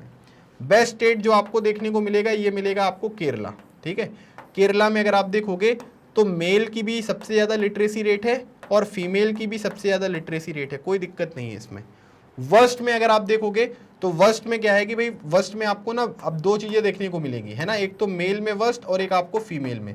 तो मेल में तो जो आपको देखने को मिलेंगे ये है बिहार, है ना। बिहार के जो मेल लोग हैं उनकी लिटरेसी रेट सबसे कम है, और फीमेल में अगर आप देखोगे तो ये राजस्थान, ठीक है, राजस्थान की जो महिलाएं हैं उनका लिटरेसी रेट जो है वो आपको सबसे कम देखने को मिलेगा। और ओवरऑल जो है वो यहाँ पर कितना है, वो 74% आपको देखने को मिलता है, ठीक है। मध्य प्रदेश में अगर आप देखोगे, मध्य प्रदेश का लगभग 69% जो है वो लिटरेसी रेट है, और उसमें से अगर आप फीमेल का देखोगे तो फीमेल का केवल लगभग 60% आपको लिटरेसी रेट देखने को मिलेगा। ठीक है, आप लोग कमेंट सेक्शन में ये बताइएगा कि आपके स्टेट का लिटरेसी रेट जो है वो यहाँ पर कितना है। ठीक है, इसका आंसर आप कमेंट सेक्शन में देना, और उसमें केवल परसेंटेज मत लिखना, आप ये भी लिखना है कि आप कौन से स्टेट से हो, है ना। तो फिर उससे क्या होगा कि उससे हमें ये पता चलेगा कि भाई हमारे स्टूडेंट जो है वो कौन कौन से स्टेट से हैं और वहाँ पर लिटरेसी रेट कितना है। तो काफ़ी सारी चीज़ें हमको सीखने को यहाँ पर मिल जाएंगी। ठीक है, चलिए, तो ये थे हमारे पूरे के पूरे शॉर्ट आंसर टाइप क्वेश्चन। थोड़ा चैप्टर बड़ा था इसलिए मैंने टोटल 26 क्वेश्चन जो हैं वो यहाँ पर आपको प्रोवाइड किए, है ना। 26 क्वेश्चन से आपके यहाँ पर जो छोटे छोटे क्वेश्चन बन सकते हैं, 1 लाइनर 2 लाइनर, वो मैंने आपके साथ यहाँ पर डिस्कस किए। ठीक है, तो वो सब चीज़ें यहाँ पर कवर हो गई। अब हमारा जो अगला सेगमेंट है ये है शॉर्ट आंसर टाइप क्वेश्चन का। शॉर्ट आंसर टाइप क्वेश्चन का मतलब ये होता है कि 3 नंबर का क्वेश्चन, है ना, जिसमें आपको 3 से 4 लाइन में आंसर जो है वो यहाँ पर देने हैं। तो अब इसके बारे में हम डिस्कशन करेंगे। क्वेश्चन नंबर 27 देखो दिया हुआ है कि what is the main difference between human capital and human capital formation. Human capital के ऊपर गाना अभी हम लोग गा के आ रहे हैं, बहुत बड़ा वाला। ठीक है, 2-3 बार हमने गा लिया ऑलरेडी ह्यूमन कैपिटल क्या होता है और ह्यूमन कैपिटल फॉर्मेशन क्या है। इनके बीच में आपको डिफरेंस जो है वो बताना है। ह्यूमन कैपिटल का मतलब ये है कि population becomes human capital when there is investment made in the form of education, training and health care. अगर आप क्या करते हो कि पॉपुलेशन को ह्यूमन कैपिटल के रूप में यहाँ पर कन्वर्ट करना चाहते हो, then you have to invest in education, जो स्किल डेवलपमेंट है, या फिर जो हेल्थ केयर है, इसके ऊपर आपको इन्वेस्टमेंट करनी होगी, ताकि उससे निकलने वाले जो प्रोडक्टिव रिजल्ट हैं उससे हम पॉपुलेशन को ह्यूमन कैपिटल के रूप में यहाँ पर कन्वर्ट कर सकें। ह्यूमन कैपिटल फॉर्मेशन का मतलब ये हुआ कि when the existing human resource और human capital is further developed by becoming more educated and healthy, it is known as human capital formation. ठीक है, सिंपल सी बात यह है कि पहले से जो ह्यूमन रिसोर्स थे, है ना, या ह्यूमन कैपिटल थे, ह्यूमन कैपिटल मतलब एजुकेशन, ट्रेनिंग और हेल्थ केयर में इन्वेस्टमेंट करी आपने, उनको एक अच्छी एजुकेशन, अच्छी स्किल और अच्छा हेल्थ केयर यहाँ पर प्रोवाइड किया, तो वो ह्यूमन कैपिटल बन गए।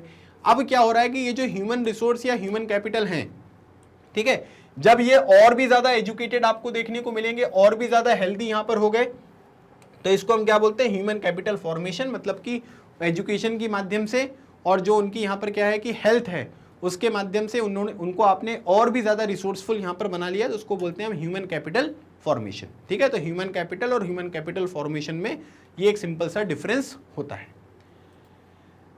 अगला क्वेश्चन है वेरी इंपॉर्टेंट क्वेश्चन, है ना। इंपॉर्टेंट क्वेश्चन इसलिए क्योंकि ऐसे क्वेश्चन एग्जामिनेशन में आते हैं। ठीक है, सारे क्वेश्चन डिफिकल्ट नहीं आते, कुछ क्वेश्चन एकदम, ठीक है, बहुत आसान भी आते हैं। List the demerits of increase in population. ठीक है, जब जनसंख्या यहाँ पर बढ़ेगी तो उससे क्या क्या डीमेरिट्स हैं, मतलब कि क्या क्या प्रॉब्लम्स हैं जो यहाँ पर निकलकर सामने आएंगी, वो आपको बताना है। तो पहली बात यहाँ पर यह है कि पर कैपिटा इनकम जो है वो यहाँ पर क्या होगा, वो ड्रॉप होगा। कैसे होगा, ध्यान से देखना। ठीक है, जैसे मान लीजिए कि हमने यहाँ पर क्या किया, ये हो गया आपका पर कैपिटा इनकम। ठीक है, पर कैपिटा इनकम मतलब क्या होता है भाई, ध्यान से सुनना। ये हो गया आपका नेशनल इनकम और ये हो गया आपका पॉपुलेशन। ठीक है, ये हो गया क्या, ये हो गया आपका पॉपुलेशन। अभी मैंने आपको पहले जो है वो पढ़ाया था। अब एक चीज समझो कि अगर मान लो कि ये है 1/2 और ये है आपका 1/4। 1/2 को अगर हम सॉल्व करेंगे तो इसकी वैल्यू आएगी 0.5, इसको सॉल्व करेंगे तो ये आएगी 0.25। अब एक बात समझो कि अगर ये पॉपुलेशन है, कौन सी वाली, ये पॉपुलेशन है, और ये भी एक पॉपुलेशन है, इसका मतलब पहले पॉपुलेशन 2 थी, अभी कितनी हो गई, 4। और ये क्या है, ये है आपका पर कैपिटा इनकम और ये है आपका पर कैपिटा इनकम। जब पॉपुलेशन 2 थी तो पर कैपिटा इनकम कितनी थी, 0.5। जब पॉपुलेशन 4 है तो पर कैपिटा इनकम कितनी है, 0.25। कौन सा बड़ा हुआ, 0.5। मतलब कि जब पॉपुलेशन बढ़ती है तो पर कैपिटा इनकम जो है वो यहाँ पर क्या होती है, वो कम होती है। इसका मतलब ये हुआ कि पर कैपिटा इनकम जो है वो इनवर्सली प्रोपोर्शनल है किसके, पॉपुलेशन के, है ना। किसे, कैसे भाई, वो इनवर्सली प्रोपोर्शनल है। इसका मतलब ये हुआ कि अगर मान लीजिए कि पॉपुलेशन बढ़ेगी तो पर कैपिटा इनकम कम होगी, अगर पॉपुलेशन कम होगी तो पर कैपिटा इनकम बढ़ेगी। तो ये एक कॉन्सेप्ट है जो मैंने आपको यहाँ पर समझा दिया है। ठीक है, तो क्या होता है कि अगर पॉपुलेशन इंक्रीज होगा तो पर कैपिटा इनकम जो है वो कम होगा। पर कैपिटा इनकम का मतलब ये हुआ कि जैसे मान लीजिए कि एक परिवार में 500 रुपए की कमाई, चलो 5000 रुपए की कमाई होती है, 5000 रुपए कमाने वाले 5 लोग हैं, पर कैपिटा इनकम कितनी हुई, 1000। मतलब हर व्यक्ति जो है वो 1000 रुपए यहाँ पर कमाता है। अब अगर यही मान लो कि ये 1000 रुपए 200 रुपए में कन्वर्ट हो जाए तो फिर तो क्या होगा, खाने पीने की भी स्थिति गंभीर हो जाएगी, है ना। उनका जो लाइफस्टाइल होगा वो भी यहाँ पर बहुत कम हो जाएगा, हेल्थ कंडीशंस भी बहुत खराब हो जाएंगी क्योंकि उनको प्रॉपर ट्रीटमेंट यहाँ पर नहीं मिल पाएगा। तो पर कैपिटा इनकम से फिर जो है वो ओवरऑल यहाँ पर लॉस आपको देखने को मिलता है। फिर उसके बाद नॉन प्रोडक्टिव जो फोर्स है वो इंक्रीज होगी। क्यों? क्योंकि आप यहाँ पर ये कह सकते हैं कि अनएम्प्लॉयमेंट वगैरह बढ़ेगा, है ना, क्योंकि पॉपुलेशन जैसी है उसके हिसाब से एम्प्लॉयमेंट अपॉर्चुनिटीज थोड़ा ना आएंगी। तो यहाँ पर क्या होगा कि जो प्रोड्यूसर है उनका नंबर कम होगा, कंज्यूमर्स का नंबर बढ़ेगा, तो नॉन प्रोडक्टिव जो फोर्स है वो यहाँ पर इंक्रीज होंगी, है ना। छोटे बच्चे भी हैं, 15 साल वाले जो बच्चे हैं कम उम्र के, उनका नंबर भी बढ़ेगा। The people below poverty line increases, ठीक है। अब अनएम्प्लॉयमेंट है, रिसोर्सेज यहाँ पर नहीं मिल पाएंगे, उनकी लाइफस्टाइल इंप्रूव नहीं होगी, तो गरीबी रेखा के नीचे वाले जो लोग हैं, जो गरीबी रेखा के नीचे रहते हैं, उनका नंबर भी इंक्रीज होगा। Resources like land, factories, tools, machinery are divided into more person, so profit become divided, ठीक है। और इससे क्या होगा कि पहले क्या होता था कि एक खेत में 4 लोग काम करते थे, है ना, 100 रुपए लोगों को मिलते थे। तो अब यहाँ पर क्या है कि 8 लोग काम करने लग गए, तो टोटल जो इनकम होगी वो लोगों की कम हो जाएगी। फिर उसके बाद है स्लम्स कम अप, है ना, आपके पास हाउसिंग फैसिलिटीज उतनी अच्छी है नहीं है, लोग अफोर्ड नहीं कर पाएंगे, तो जो स्लम एरियाज हैं वो यहाँ पर बढ़ेंगे। अनएम्प्लॉयमेंट वाली जो प्रॉब्लम है वो आपको बढ़ती हुई दिखाई देगी। तो ये सब चीज़ें होती हैं जिनकी वजह से आप कह सकते हैं कि जब पॉपुलेशन इंक्रीज होता है तो ये कुछ डीमेरिट्स है ना, मतलब इनसे ये सब अलग अलग तरीके के जो नुकसान होते हैं वो आपको यहाँ पर देखने को मिलते हैं। चलिए क्वेश्चन नंबर 29 देखिए, what is the importance of education, है ना। एजुकेशन की इंपॉर्टेंस यहाँ पर क्या है, देखो सबसे बड़ी इंपॉर्टेंस तो यही है कि हम एजुकेटेड हैं, तभी इस क्वेश्चन का मीनिंग हम समझ पा रहे हैं कि एजुकेशन की इंपॉर्टेंस क्या है ना। अगर हम एजुकेटेड नहीं होते तो हमें क्वेश्चन ही समझ में नहीं आता कि भाई जो एजुकेशन है उसकी इंपॉर्टेंस यहाँ पर क्या लिखनी है, क्या बतानी है, ठीक है। तो यहाँ पर क्या होता है कि it helps a person to realise his potential and the ability to do work, है ना। अब कोई इंसान अगर पढ़ा लिखा है तो उसको ये पता चलता है कि भाई इंसान का पोटेंशियल क्या है, क्या वो कर सकता है, क्या वो नहीं कर सकता है ना। जो इंसान एजुकेटेड होता है ना उसी को पता चलता है कि उसकी कैपेबिलिटीज यहाँ पर क्या है। जो नहीं, जिसको नहीं होता है उसको नहीं पता होता है ना। कुछ लोग होते हैं जिनको एक्सेप्शन में हम काउंट कर सकते हैं, लेकिन ज़्यादातर लोगों को अवेयरनेस ही नहीं होती है। और जब इंसान एजुकेटेड होता है ना तो उसको काम करना यहाँ पर आता है कि कैसे किया जाएगा। जैसे मैं एजुकेटेड हूँ तो मुझे पता है कि मुझे ये चीज़ें कैसे आपको समझानी है ना। जिनको नहीं आता है उनको नहीं पता होगा। It provides new aspiration, it develop value of life, है ना। एजुकेशन से नई एस्पिरेशंस यहाँ पर आती है। इंसान हमेशा कुछ ना कुछ करने को सोचता है कि भाई मैं अपने जीवन में ये चीज़ें अचीव करूँगा। ये आपकी लाइफ को एक वैल्यू प्रोवाइड करती है ना। मतलब जो एजुकेटेड पर्सन होता है, जैसे बोला जाता है ना कि भाई जो पढ़ा लिखा इंसान होता है उसको हर जगह जो है वो इज्जत मिलती है। तो इसीलिए यहाँ पर याद रखिएगा, एजुकेशन से आपके जीवन के जो आगे के रास्ते हैं वो यहाँ पर ओपन होंगे, है ना। और ये आपकी लाइफ को एक वैल्यू प्रोवाइड करेगा। It contribute towards the growth of society also. और आप यहाँ पर क्या है कि जब आपकी सोसाइटी में आपके साथ रहने वाले जो लोग हैं, है ना, अगर वो सभी लोग एजुकेटेड हैं, उनका कंट्रीब्यूशन ओवरऑल सोसाइटी के डेवलपमेंट के लिए, ओवरऑल कंट्री के डेवलपमेंट के लिए भी आपको देखने को मिलेगा। तो ये चीज़ें जो हैं ये काफ़ी ज़्यादा ज़रूरी हैं। It enhance the national income, है ना। जब आप लोग यहाँ पर एजुकेटेड होंगे तो जॉब करोगे, जॉब करने से नेशनल इनकम इंप्रूव होगी। Cultural richness and increase the efficiency of governance, ठीक है। जब पढ़े लिखे लोग यहाँ पर होंगे तो ओवरऑल जो गवर्नेंस होता है वो भी आपको यहाँ पर बढ़ता हुआ दिखाई देता है। तो एजुकेशन जो है मतलब उसकी महिमा अपरंपार, है ना, मतलब उसको कुछ कहा नहीं जा सकता। एजुकेशन से मैच्योरिटी लेवल इंक्रीज होगा, है ना। आप ये कह सकते हैं कि आपका जो बिहेवियर है वो पोलाइट होगा, है ना। आपकी मोरल वैल्यूज इन्हेंस होगी। तो ये सारी की सारी जो चीज़ें होती हैं वो एजुकेशन एक पर्टिकुलर इंसान को प्रोवाइड करता है, चाहे वो छोटा हो बड़ा हो। सबसे इंपॉर्टेंट क्वेश्चन यहाँ पर दिया है क्वेश्चन नंबर 30, है ना। क्वेश्चन नंबर 30 में बोला गया है कि अनएम्प्लॉयमेंट जो है, ठीक है, उसके यहाँ पर क्या है कि डिसएडवांटेजेस आपको बताने हैं कि अगर किसी को यहाँ पर क्या है कि बेरोजगार है कोई व्यक्ति, तो बेरोजगारी से क्या डिसएडवांटेजेस जो हैं वो यहाँ पर हो सकते हैं वो आपको बताना है, ठीक है। तो यहाँ पर क्या है कि मैन पावर जो रिसोर्स है उसका लॉस होगा, है ना। सबसे इंपॉर्टेंट बात यह है कि अगर मान लीजिए कि कोई एक इंसान है ना, जो काम कर सकता है लेकिन किसी वजह से क्या है कि उसको काम नहीं मिल रहा है, तो इसका मतलब है कि भाई उसके पास जो पोटेंशियल है, एबिलिटीज है, उसका वेस्टेज हो रहा है। तो मैन पावर जो रिसोर्स है उसका वेस्टेज है। People who are an asset for the economy turn into the liability, है ना। वो क्या है कि वो एक एसेट बन सकते हैं जिससे भारत की इकोनॉमी को बेनिफिट हो सकता है। वो अब क्या हो गया, एक लाइबिलिटी बन गए हैं, है ना। वो केवल क्या कर रहे हैं कि चीज़ों को कंज्यूम कर रहे हैं, है ना। प्रोडक्शन में कोई हेल्प यहाँ पर नहीं हो रहा है। Inability of educated people who are willing to work to final gainful employment implies a great waste, है ना। मतलब कि जो लोग एजुकेटेड हैं, जो लोग काम करना चाहते हैं, जो लोग लगातार मेहनत कर रहे हैं कि भाई उनको जॉब मिल जाए ताकि वो अपना जीवन यहाँ पर आगे बढ़ा सकें, काम करके अपना भी कॉन्ट्रीब्यूशन दे सकें। तो अगर उन लोगों को भी जॉब नहीं मिल रही तो आप ये कह सकते हैं कि ये एक तरीके का वेस्ट है जो आपको देखने को मिल रहा है। दूसरी बात, unemployment is a social evil, unemployed people are frustrated class. ठीक है, मतलब ये लोग क्या है कि जिनको नौकरी की आवश्यकता है, नौकरी नहीं मिलती, ये फ्रस्ट्रेटेड एक क्लास आपको देखने को मिलती है। There is a feeling of helplessness and despair among the youth, है ना, उनको लगता है कि यार हमारी जो है कोई मदद नहीं कर पा रहा है, हम लोग इतने लोगों से बोल रहे हैं, मतलब अलग तरीके से जो उनके जीवन में एक दुख आपको देखने को मिलेगा। Unemployment create social unrest and tension, it leads to operation and exploitation in the society, और इसकी वजह से काफ़ी ज़्यादा प्रॉब्लम होती है। जैसे मान लीजिए कि सामने वाले को ये पता चल गया है ना, जहाँ पर आप नौकरी के लिए गए हो उसको ये पता चल गया कि तुमको नौकरी की बहुत आवश्यकता है ना, बहुत अनएम्प्लॉयड हो, तो आपको क्या करेगा वो, आपको जो है ना आपका ओवर एक्सप्लॉयटेशन करेगा, है ना, आपको 10,000 की जगह पे 5,000 में रखेगा, बोलेगा करना है काम तो करो, नहीं करना है तो नहीं करो, और 10,000 वाले काम की जगह पे 20,000 रुपए वाला काम आपसे करवाएगा।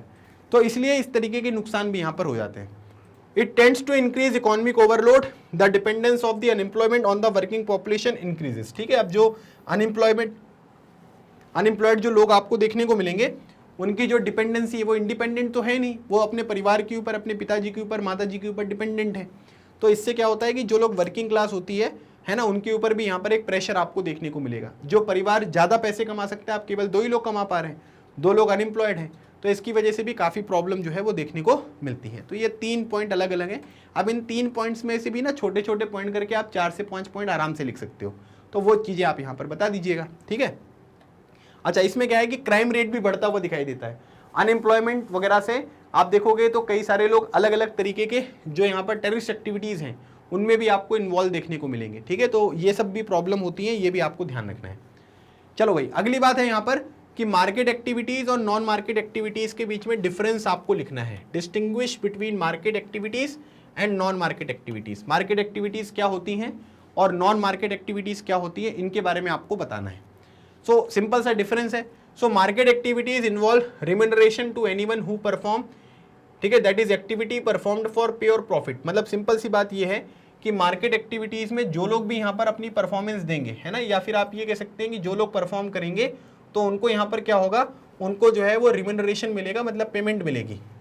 This include production of goods और सर्विसेज इंक्लूडिंग गवर्नमेंट सर्विसेज। ठीक है, नॉन मार्केट एक्टिविटीज का मतलब ये हो गया कि प्रोडक्शन फॉर सेल्फ कंजम्पशन, है ना। जैसे मान लीजिए कि आपने क्या किया कि भाई मार्केट एक्टिविटीज़ का सिंपल सा मीनिंग ये है कि हमने एग्रीकल्चर में प्रोडक्शन किया, अब वो क्या हुआ, वो सरप्लस प्रोडक्शन यहाँ पर हो गया, तो सरप्लस प्रोडक्शन करूँगा तो मैं उसको मार्केट में बेचूंगा, तो आपने वो बेचने वाला काम किया है, तो इसकी वजह से क्या होगा कि आपको जो बेनिफिट है, प्रॉफिट है, वो यहाँ पर मिलने वाला है। अब नॉन मार्केट एक्टिविटीज़ का मतलब ये होता है कि इन चीज़ों का जो भी आपने प्रोडक्शन किया है वो केवल अपने लिए किया है ना, कि भाई हम अपने लिए कर रहे हैं, हम इसको मार्केट में नहीं बेचेंगे, तो वो नॉन मार्केट एक्टिविटीज़ है। These can be consumption and processing of primary products and own account production of fixed asset. ठीक है, तो जो चीज़ आप अपने लिए यहाँ पर क्या कर रहे हो कि प्रोड्यूस कर रहे हो मार्केट में, जिसका कोई लेना देना नहीं है, वो चीज़ें यहाँ पर क्या है कि वो नॉन मार्केट एक्टिविटीज़ की कैटेगरी में आपको देखने को मिलती हैं। ठीक है, तो ये पॉइंट हो गए आपके market activities, non market. Market का मतलब जो मार्केट में जाएगा, नॉन मार्केट का मतलब जो मार्केट में नहीं जाएगा। मार्केट एक्टिविटीज़ दूसरों को बेनिफिट यहाँ पर पहुँचाएंगे, आपको प्रॉफिट मिलेगा, और नॉन मार्केट एक्टिविटीज़ आपके सेल्फ कंजम्पशन के लिए यहाँ पर रहेगी, बाकी लोगों को आप यहाँ पर प्रोवाइड नहीं करोगे। ठीक है, चलो क्वेश्चन नंबर 32 देखो दिया हुआ है, ये इंपॉर्टेंट क्वेश्चन है, इसके ऊपर इंपॉर्टेंट लगा दीजिएगा भाई, है ना। ऐसे क्वेश्चन जो है वो आपके एग्जामिनेशन में आएंगे। बोला जा रहा है कि सजेस्ट एनी 3 वेज, 3 रास्ते आपको बताना है जिससे आप क्या कर सकते हो कि एक पॉपुलेशन को, है ना, एक एसेट के रूप में यहाँ पर क्या कर सकते हो कि कन्वर्ट कर सकते हो। मतलब कि किस तरीके से एक पॉपुलेशन जो है वो एक एसेट के रूप में यहाँ पर ट्रांसफॉर्म हो सकती है, वो आपको यहाँ पर बताना है। तो 3 तरीकों के बारे में बात करनी है। तो पहला जो तरीका है वो ये है कि भाई लिटरेसी रेट, आप क्या करिए कि उनकी जो ओवरऑल लिटरेसी रेट है इसको यहाँ पर इम्प्रूव कर दो, उनका हेल्थ जो है वो आप यहाँ पर इम्प्रूव कर दो, या फिर जो उनकी स्किल्स है उनको इम्प्रूव कर दो। अभी तक हम पॉइंट के बेसिस पे जो है वो डिस्कस कर रहे थे, अब क्या करना है आपको, इसको जो है पैराग्राफ के रूप में यहाँ पर लिखना है।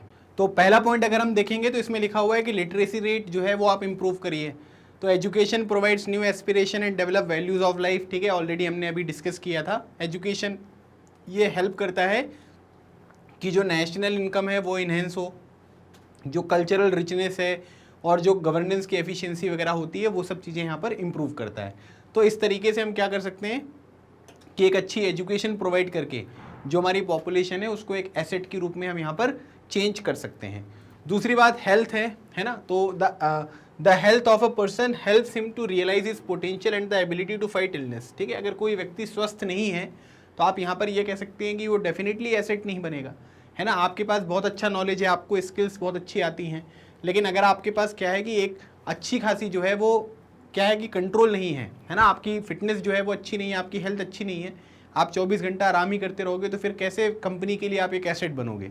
Increase in the longevity of life in an indicator of good quality of life marked by self confidence. It involve the protection of children from infection, nutrition वगैरह मिलेगा, और फिर उसके बाद जो है वो माता से बच्चों को भी यहाँ पर जो है वो काफ़ी जो है वो न्यूट्रिशन मिलेगा, तो बच्चों की भी जो आप ये कह सकते हैं कि कैपेबिलिटीज़ हैं वो यहाँ पर आपको इम्प्रूव होती हुई दिखाई देंगी, है ना। तो इस तरीके से हम क्या कर सकते हैं कि एक ये भी तरीका है जिससे हम पॉपुलेशन को एक एसेट के रूप में परफॉर्म कर सकते हैं, है ना, ट्रांसफॉर्म।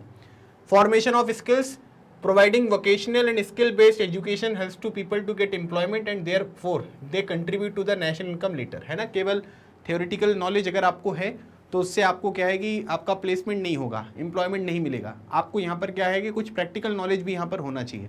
तो जब आपके पास प्रैक्टिकल नॉलेज होगा, स्किल्स यहाँ पर होंगी, तो डेफिनेटली आपको एम्प्लॉयमेंट ढूंढने में ज़्यादा मेहनत नहीं करनी पड़ेगी और आसानी से आप चीज़ों को जो है वो यहाँ पर क्या कर सकते हो कि कंट्रीब्यूट कर सकते हो नेशनल इनकम में, क्योंकि आपको जॉब यहाँ पर मिल चुकी है। ठीक है, तो ये कुछ तरीके हैं जो बार बार हमने डिस्कस किए, उसी को आपको थोड़ा सा पैराग्राफ फॉर्म में भी लिखना है।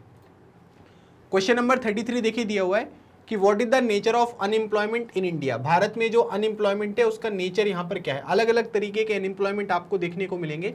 तो भारत में क्या है कि अनएम्प्लॉयमेंट जो है वो वाइड स्प्रेड है ना, मतलब कि रूरल एरियाज में भी आपको बड़े स्केल पर देखने को मिलेगा और अर्बन एरियाज में भी आपको जो है वो अनएम्प्लॉयमेंट देखने को मिलेगा।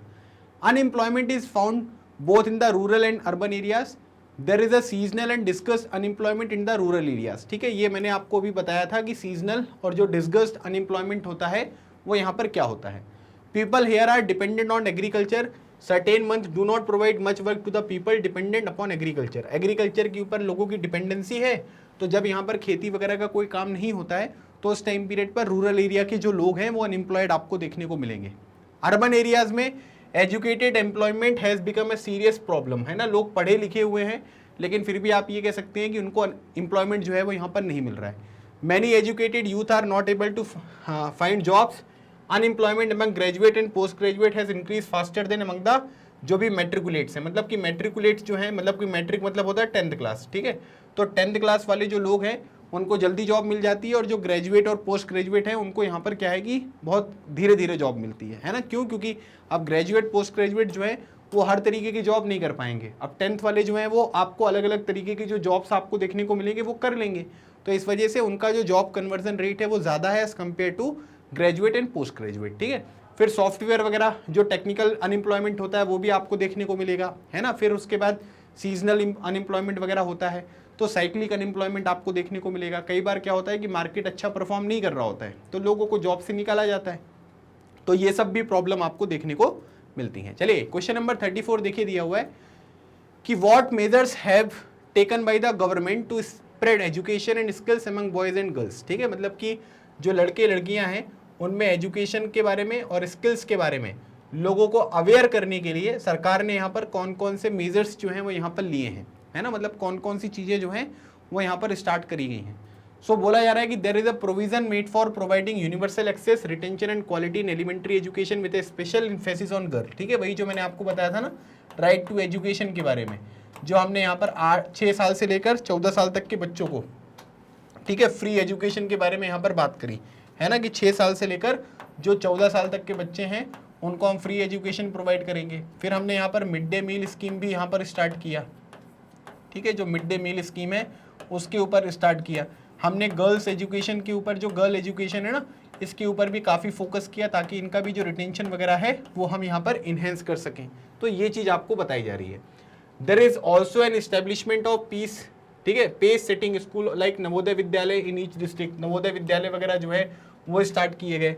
Vocational streams have been developed to equip large number of high school student with occupational related to knowledge and skills. तो ये भी हमने यहाँ पर बढ़ाया है ना। प्रधानमंत्री कौशल विकास योजना जो है वो भी यहाँ पर कौशल विकास योजना जो है वो भी यहाँ पर स्टार्ट करी गई। स्कॉलरशिप वगैरह भी बड़े स्केल पर प्रोवाइड किया जाता है। तो अलग अलग लेवल पर अलग अलग तरीके की फैसिलिटीज़ यहाँ पर शुरू करी गई हैं, ताकि यहाँ पर क्या है कि लोगों के बीच में स्कॉलरशिप भी मिलती है ना। रूरल एरियाज़ वगैरह में अगर आप गर्ल एजुकेशन को प्रमोट करते हो तो इनको स्कॉलरशिप वगैरह भी प्रोवाइड की जाती है। तो काफ़ी सारे अलग अलग तरीके के जो बेनिफिट्स यहाँ पर होते हैं वो आपको देखने को मिलते हैं, और उससे ओवरऑल डेवलपमेंट यहाँ पर आपको एजुकेशन का देखने को मिल रहा है। तो सरकार भी अलग अलग लेवल पर अलग अलग तरीके के काम करते हुए आपको दिखाई देती है। ठीक है, चलिए क्वेश्चन नंबर 35 देखिए दिया है कि what are the objectives of the 12th 5-year plan in the field of education. ठीक है, जो हमारा 12th 5-year प्लान था, अब 5-year प्लान बंद हो गया है। ठीक है, क्यों? क्योंकि पहले 5-year प्लान को जो बनाते थे है ना, उसको बोला जाता है प्लानिंग कमीशन। तो प्लानिंग कमीशन जो है अब वो यहाँ पर खत्म हो चुका है, और प्लानिंग कमीशन की किसने जगह ले ली है? इसको बोलते हैं नीति आयोग ने। ठीक है, नीति आयोग का जो प्रेसिडेंट होता है, चेयरमैन होते हैं, वो हमारे देश के प्राइम मिनिस्टर आपको देखने को मिलेंगे। ठीक है, तो 12th 5-year जो यहाँ पर प्लान था, endeavored to raise the country's gross enrolment ratio. ठीक है, ग्रॉस एनरोलमेंट रेशियो का मतलब यहाँ पर क्या हुआ कि जो टोटल यहाँ पर एडमिशन होते हैं in the higher education in the age group of 18 to 23 year, ठीक है, to 25.2% by 2017-18 and to reach the target of 30% by 2020-21। मतलब इसमें ये बोला जा रहा है कि 18 साल से लेकर 23 साल तक के जो बच्चे हैं है ना, मतलब जो किशोर आपको देखने को मिलेंगे, यूथ जो देखने को मिलेगा, तो उनको यहाँ पर क्या करना है कि उनको जो है इनरोलमेंट करवाना है ना। मतलब जो भी आपकी अलग अलग डिग्री वगैरह होती है उसमें आप इनरोल करिए।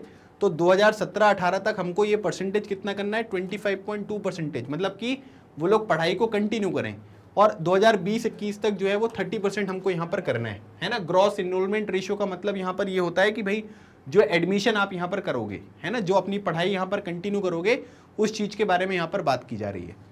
Which would be broadly in line with the world average. ठीक है, और 30% अगर हम करेंगे तो ये दुनिया भर का एवरेज जो है वो आपको देखने को मिलेगा। मतलब दुनिया भर में इतना एवरेज तो लगभग है ही। The strategy focus on increasing access, quality and adoption of state specific curriculum modification, vocationalization and networking on the use of information technology. तो दूसरी बात यहाँ पर क्या है कि जो भी स्टेट स्पेसिफिक नॉलेज होना चाहिए। अब ऐसा ज़रूरी नहीं है कि जो चीज़ें यहाँ पर वेस्ट बंगाल में पढ़ाई जा रही हैं वही चीज़ें यहाँ पर पढ़ाई जाएँ। वो डिपेंड करता है कि वहाँ पर किस तरीके की रिक्वायरमेंट है और यहाँ पर किस तरीके की रिक्वायरमेंट है, ताकि चीज़ें जो हैं वो हम उस तरीके से यूज़ कर पाएँ। इंफॉर्मेशन टेक्नोलॉजी वगैरह का भी सही तरीके से प्रयोग हो। The plan also focuses on distance education. जो डिस्टेंस एजुकेशन है उसके ऊपर ध्यान दिया जाए है ना। फिर formal non formal IT education वगैरह के ऊपर फोकस किया जाए।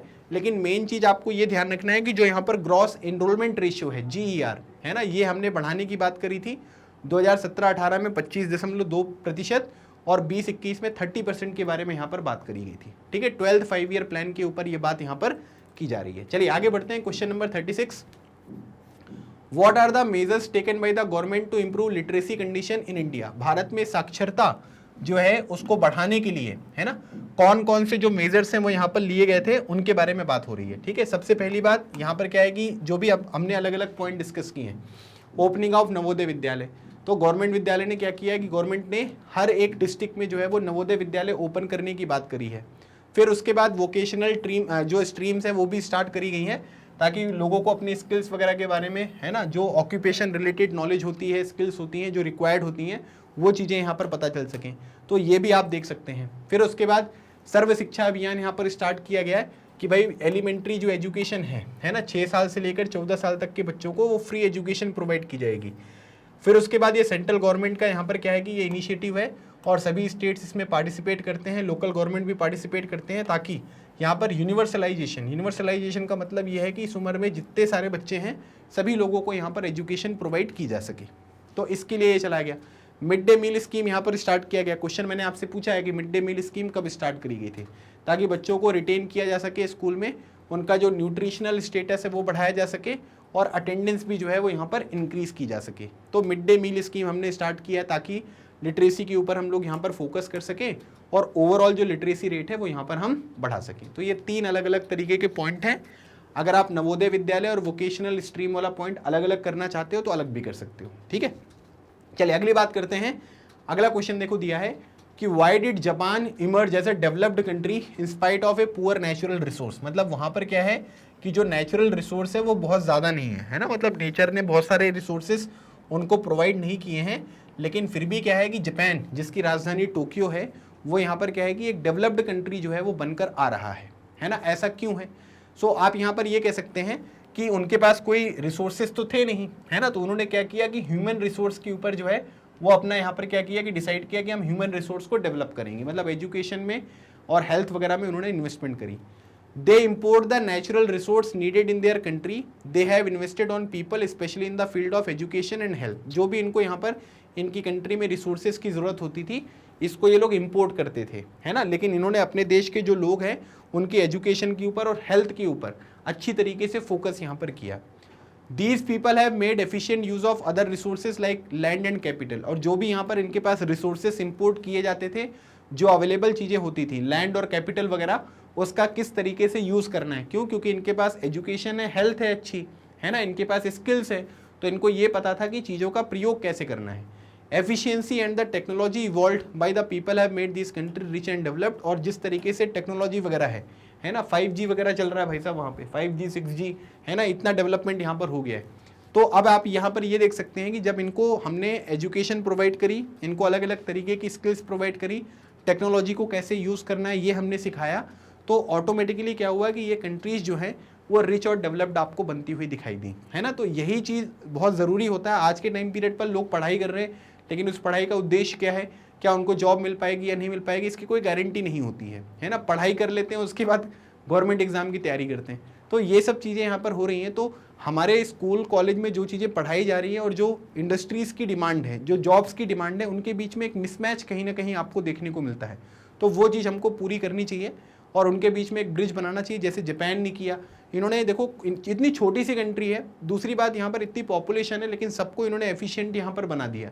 आप गेम्स में देख लीजिए, एजुकेशन की फील्ड में देख लीजिए, सब जगह पर जो है वो आपको जापान के लोग यहाँ पर देखने को ज़रूर मिलेंगे, ठीक है। तो इसी वजह से ये लोग यहाँ पर डेवलप्ड बन पाए। चलिए क्वेश्चन नंबर 38 देखिए, बोला गया है कि how are the children of educated parent different from those of uneducated parents. ठीक है, जिनके मम्मी पापा पढ़े लिखे होते हैं और जिनके मम्मी पापा पढ़े लिखे नहीं होते हैं, इन दोनों बच्चों के बीच में आपको डिफरेंस बताना है, ठीक है। The children of educated parents are different from those of uneducated parents in the following way. Children of educated parents get better opportunities and support in their education. ठीक है, अपने यहाँ पर क्या है कि अपने एजुकेशन में उनको एक अच्छी अपॉर्चुनिटीज़ मिलती हैं और अपने पेरेंट्स से उनको एक अच्छा सपोर्ट भी देखने को मिलता है। क्यों? क्योंकि उनके पेरेंट्स को पता है कि एजुकेशन की इंपॉर्टेंस यहाँ पर क्या है। Their nutritional values are taken care in a better way by the educated parents in comparison to the uneducated parents। जिनके मम्मी पापा पढ़े लिखे नहीं हैं, है ना, उनको भी नहीं पता है कि न्यूट्रिशन कितना इंपॉर्टेंट होता है, तो वो अपने बच्चों को भी उस तरीके का न्यूट्रिशन नहीं प्रोवाइड कर पाएंगे। देखिए, हर माता पिता अपने बच्चों को अच्छी से अच्छी सुविधाएं यहाँ पर प्रोवाइड करने की कोशिश करता है ना, ये बात से मैं बिल्कुल एग्री करता हूँ। लेकिन जिनको अगर जानकारी ही नहीं होगी किसी चीज़ के बारे में, वो जानकारी फिर वो आगे कैसे बढ़ाएंगे, है ना, ये चीज़ भी आपको समझना है। सो यहाँ पर क्या है कि जो अनएजुकेटेड पेरेंट्स हैं वो एक अच्छा न्यूट्रिशनल जो खाना है वो यहाँ पर अपने बच्चों को प्रोवाइड नहीं कर पाते एज़ कम्पेयर टू जो एजुकेटेड पेरेंट्स हैं उनके। The children of educated parent do not lack in hygiene as the educated parents are conscious about it. है ना, जो लोग पढ़े लिखे होते हैं वो लोग यहाँ पर क्या है कि थोड़ा सा साफ सफाई के ऊपर ध्यान देते हैं, है ना, उनके आसपास का वातावरण जो है वो साफ़ सुथरा यहाँ पर होना चाहिए, इन सब चीज़ों में देखने को मिलेगा। लेकिन जो लोग गरीब हैं व्यक्ति, वो आप ये कह सकते हैं कि थोड़ा सा वो चीज़ें कहीं ना कहीं आपको कम देखने को मिलती हैं, है ना। तो ये एक सिंपल सा डिफरेंस है जो आप यहाँ पर देख सकते हो। क्लियर हो रहा है भाई, सबको आ रहा है ना समझ में? कोई भी डाउट होता है कॉमेंट सेक्शन में मेंशन करिएगा, आपके मन में कोई भी यहाँ पर क्वेश्चन आता है ना। मैं अपने वीडियोज़ के जो भी यहाँ पर क्वेश्चन वाले सेक्शन होते हैं, कॉमेंट बॉक्स होता है, उसको देखता हूँ। कोई भी अगर रीजनेबल क्वेश्चन रहेगा तो मैं डेफिनेटली आपको आंसर यहाँ पर करूँगा, ठीक है। चलिए क्वेश्चन नंबर 39 दिया हुआ है कि give an account of educational achievement made in India so far. Bharat में जो भी एजुकेशनल अचीवमेंट अभी तक यहाँ पर अचीव करी गई हैं, तो आपको बताना है कि वो क्या क्या करी गई। ऐसा नहीं है कि हम लोग बहुत पीछे हैं, हम लोगों ने भी बहुत सारी अचीवमेंट करी हैं, है ना, लेकिन अभी हमको बहुत काम करने की आवश्यकता है। तो अचीवमेंट क्या क्या करी है वो बताई जा रही है। Over the past 50 years there has been a significant growth in the number of universities and institution of higher learning in specialised area.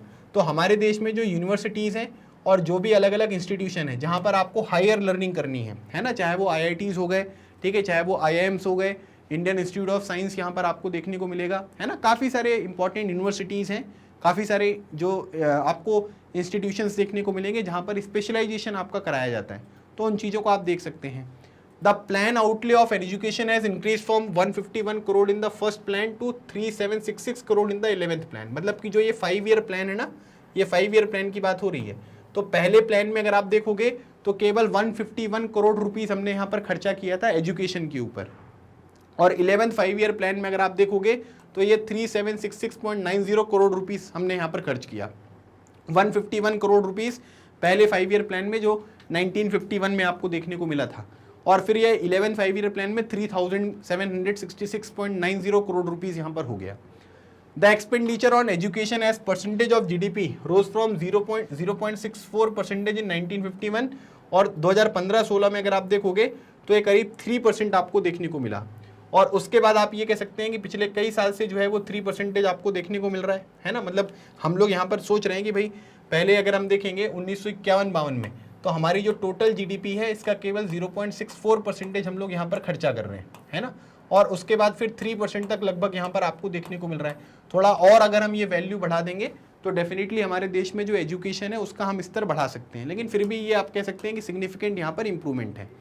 फिर उसके बाद लिटरेसी जो है 1951 में 18% यहाँ पर लिटरेसी रेट थी। 2010-11 में अगर आप देखोगे तो 74% आपको लिटरेसी रेट यहाँ पर देखने को मिल रहा है। तो लिटरेसी रेट में भी काफ़ी इंप्रूवमेंट आपको देखने को मिली है। फिर उसके बाद आपको पता है कि न्यू एजुकेशन पॉलिसी यहाँ पर आई है 2020 में, है ना, तो उसमें भी काफ़ी सारी चीज़ों के ऊपर फोकस किया जा रहा है। तो हमने काफ़ी अलग अलग तरीके से जो है आप ये कह सकते हैं कि अचीवमेंट्स यहाँ पर किए। मिड डे मील वगैरह स्कीम जो है वो हमने स्टार्ट करी है, स्कॉलरशिप हमने स्टार्ट करी है, जो फीमेल लिटरेसी रेट है वो हमने इम्प्रूव किया है। साथ ही साथ जो फीमेल्स हैं वो अलग अलग जो स्टेम होता है, स्टेम मतलब यहाँ पर ये ध्यान रख लेना, ठीक है, स्टेम मतलब होता है साइंस एंड टेक्नोलॉजी, इंजीनियरिंग और मैथ्स, ठीक है। इस फील्ड में महिलाओं का जो पार्टिसिपेशन है वो सबसे कम है ना। महिलाएं जो हैं वो इस पर्टिकुलर क्षेत्र में आपको सबसे कम देखने को मिलती हैं, लेकिन लगातार हम इसमें भी नंबर जो है वो यहाँ पर इम्प्रूव कर रहे हैं, ठीक है। तो ये कुछ इंप्रूवमेंट्स हैं जो हमने यहाँ पर पिछले कई सालों में करी हैं, और भी मैंने आपको कुछ एडिशनल पॉइंट अपनी तरफ से भी बताए हैं, आप उनको भी यहाँ पर इंक्लूड कर सकते हो अपने आंसर में। चलिए क्वेश्चन नंबर 40, ये 39 क्वेश्चन तक हमने जो शॉर्ट आंसर टाइप क्वेश्चंस थे वो यहाँ पर कंप्लीट कर लिए हैं। अब हमारा जो अगला सेगमेंट होगा ये लॉन्ग आंसर टाइप क्वेश्चन का होगा, ठीक है।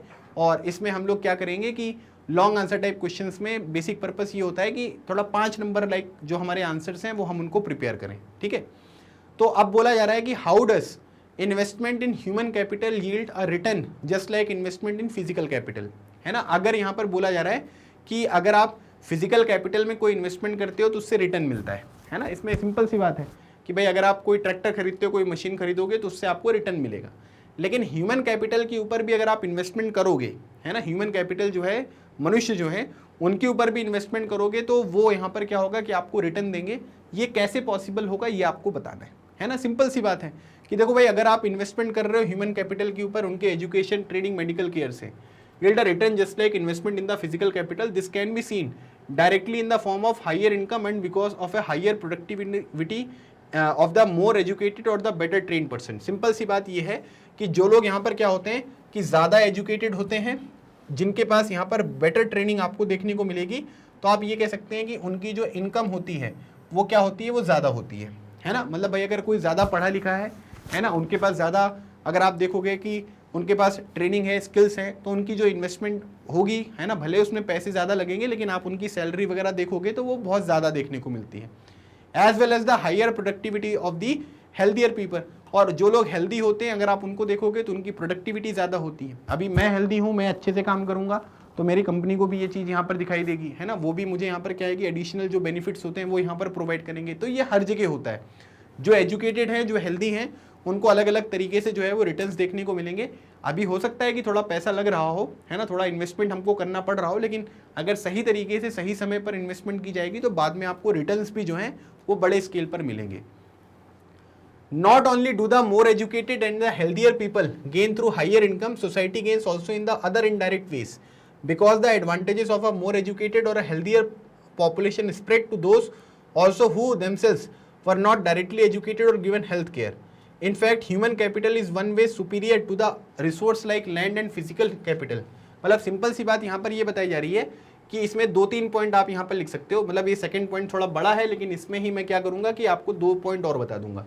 तो बोला जा रहा है कि जैसे मान लीजिए कि कोई यहाँ पर क्या है कि इनकम अगर उनकी हाई है वो तो ठीक है, लेकिन यहाँ पर क्या होता है कि सोसाइटी को भी यहाँ पर गेन होता है ना। मतलब जैसे आप ये कह सकते हैं कि ये एजुकेटेड है, हेल्दियर है, ये लोग क्या करेंगे ये चीज़ों को डेवलप करेंगे, ये दूसरे रिसोर्सेज को डेवलप करेंगे, जिससे जो सोसाइटी में रहने वाले दूसरे लोग हैं उनको डायरेक्टली और इनडायरेक्टली यहाँ पर बेनिफिट होता हुआ दिखाई देता है ना। अगर मान लीजिए कि भाई मैं एजुकेटेड हूँ, है ना, मैं हेल्दी हूँ, तो मैंने कोई ऐसी टेक्नोलॉजी बनाई जिससे लोगों को बेनिफिट यहाँ पर हो रहा है ना, तो ये चीज़ भी यहाँ पर हो सकती है। तो ये कहा जा सकता है कि ह्यूमन कैपिटल जो है ये लैंड और फिजिकल कैपिटल से एक वे सुपीरियर है। क्यों सुपीरियर है? Human resource can make use of land and capital, land and capital can not become useful on its own, है ना। सिंपल सी बात यह है कि जो मनुष्य होता है, जिसके पास ज्ञान होता है, जिसके पास हेल्थ होती है, नॉलेज होती है, स्किल्स होती हैं, वो लोग क्या कर सकते हैं कि जो भी दूसरे फिजिकल कैपिटल, लैंड हो गया, बिल्डिंग हो गया, है ना, मशीन्स हो गई, उनका कैसे प्रयोग करना है ये कौन डिसाइड करेगा? ये मनुष्य डिसाइड करेगा। और इसीलिए क्या होता है कि ह्यूमन कैपिटल में जो इन्वेस्टमेंट होता है वो काफ़ी ज़रूरी आपको देखने को मिलेगा।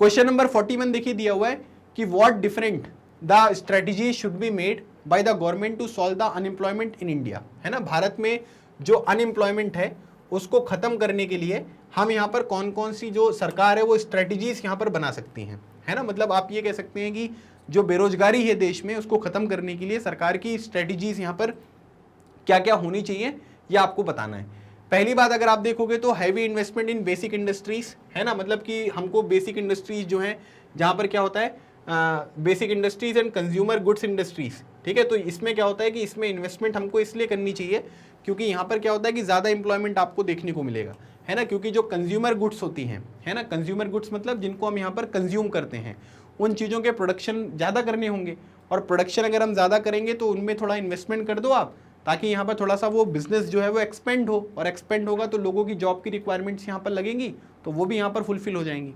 दूसरी बात यहाँ पर क्या है कि कॉटेज और स्मॉल स्केल इंडस्ट्रीज हैं, they provide more employment bye adopting labour intensive techniques. जो छोटे छोटे लेवल होते हैं ना, जिनको हम हिंदी में कुटीर उद्योग बोलते हैं, तो कुटीर उद्योग जो है स्मॉल स्केल इंडस्ट्रीज, है ना, या फिर आप इसको आज के टाइम पीरियड पर नाम बहुत पॉपुलर है जिसको बोलते हैं MSME, micro small medium enterprises, ठीक है। तो इसमें बहुत पोटेंशियल है, इसमें भी अगर हम क्या करेंगे, थोड़ा इसका डेवलपमेंट करेंगे, थोड़ा सपोर्ट करेंगे, तो ये पर्टिकुलर सेक्टर जो है बहुत सारे लोगों को अलग अलग जॉब्स जो है वो यहाँ पर प्रोवाइड कर सकता है। एजुकेशनल सिस्टम के ऊपर फोकस करना है हमको, वोकेशनल जो एजुकेशन है, जो यहाँ पर क्या है कि जॉब्स के लिए रिक्वायर्ड है, उनके ऊपर फोकस करना है, ताकि लोगों को हम ज़्यादा से ज़्यादा स्किल्स प्रोवाइड कर सकें।